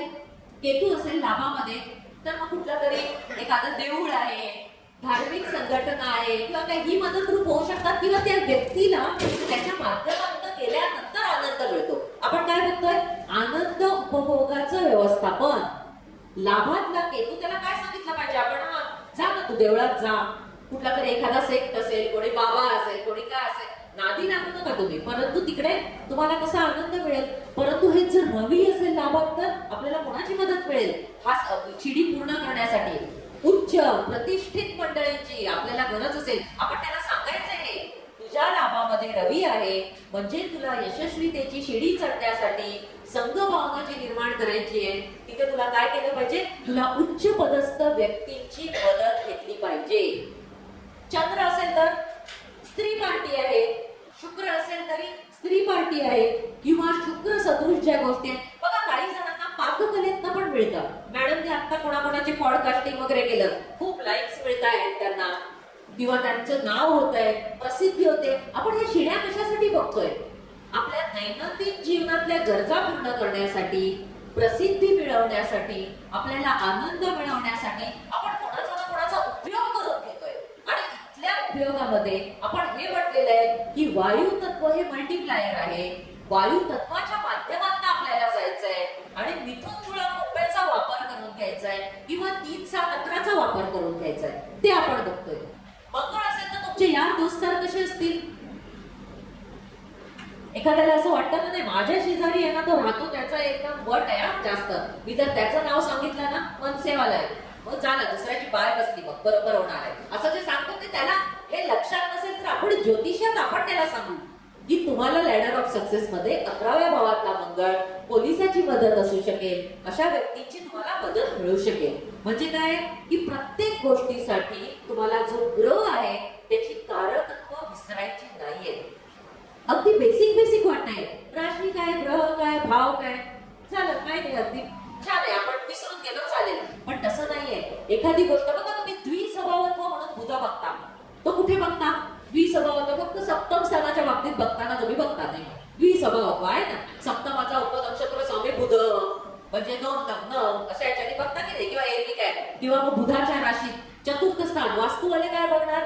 चतुर्थ स्थानात बुधाची राशी किंवा चतुर्थात बुधाची 2 घरं असते ना, द्विसभावत्व. त्या बुधाचं द्विसभावत्व कसं तुम्ही लक्षात ठेवलंय, तसं प्रत्येकाचं तुम्हाला कारकत्व हे लक्षात ठेवलं पाहिजे. जो स्वशरीराचा भाग असलेला मंगळ असेल, आनंदाची अनुभूती देणारा तो शुक्र असू शकेल, भ्रष्टचिंतनाचा कारक तो राहू असेल, अतृप्तीतेची भावना जी आहे तो केतू असू शकेल. या सगळ्या गोष्टींना त्याची तुम्ही एक पॉइंट आउट करून ठेवायचे. त्या कुठल्याही प्लॅनेटला असा सोडून द्यायचा नाहीये. मग तुम्हाला तो भावातनं काय फळ देईल, राशीतनं काय फळ देईल, या गोष्टी बरोबर लक्षात येतात. आता आपण बघतो ना, जेव्हा भावफल आणि राशीफल याच्यात फरक काय, एक आहे बल आहे आणि एक आहे बल आहे. आपण सगळ्यांना सारखंच समजतो. भावातनं काय मिळतं, फळ मिळतं, आणि राशीतनं काय मिळतं, बल मिळतं. हे लक्षात ठेवलं पाहिजे आपण. म्हणजे ज्या वेळेला आपण राशी, ग्रह आणि भाव या सगळ्यांचा एकत्रितपणे उपयोग करतो, त्यावेळेला आपल्याला ओळख आपल्या जातकाला ही गोष्ट कळते. म्हणजे तुम्हाला पहिला मुद्दा काय आहे, कुंडली उघडल्याबरोबर, अगदी तुम्ही साधी प्रचलित ज्योतिषशास्त्र ठोकळा कुंडली उघडल्याबरोबर काय बघायचंय, कोणकोणत्या राशींमध्ये ग्रह आहेत, कोणकोणत्या भावात आहेत, तसं कोणकोणत्या राशीत आहे, कोण ब्लँक आहे. आपण असं म्हटलेलं आहे, एक उजळणी अग्नी तत्वाच्या राशीत ग्रह नसेल तर महत्वाकांक्षांचा अभाव, पृथ्वी तत्वाच्या राशीमध्ये ग्रह नसेल तर त्याला धनसंचयाचं व्यवस्थापन करता येणार नाही, वायू तत्वाच्या राशींमध्ये ग्रह नसेल तर त्याला आनंद उपभोगाचे व्यवस्थापन करता येणार नाही, आणि चिंतनाचे व्यवस्थापन, भक्ती मार्ग ज्याला म्हटलेला आहे, तर त्या मैथून, निद्रा ही जी आपण तत्व घेतो, विहार, आहार, मैथून, निद्रा, यामध्ये जे काही तत्व लॅकिंग आहे त्या बाबतीमध्ये त्याला डेस्टिनी मॅनेज करायची गरज आहे असं आपण म्हणू शकतो. तर मला असं वाटतं की लॅडर ऑफ सक्सेस ही गोष्ट तुम्हाला लक्षात आली असेल. धन्यवाद. नमस्कार. शास्त्राचा अभ्यास करण्यासाठी माझी मराठीतून 11, हिंदीतून 2 अशी पुस्तकं प्रकाशित झाली आहे. विशेष बाब म्हणजे मी स्वतः संशोधित केलेली ज्योती जोशी पद्धती अर्थात जे पद्धती या विषयावर स्वतंत्र ग्रंथ उपलब्ध आहे, त्याचा देखील लाभ घ्यावा.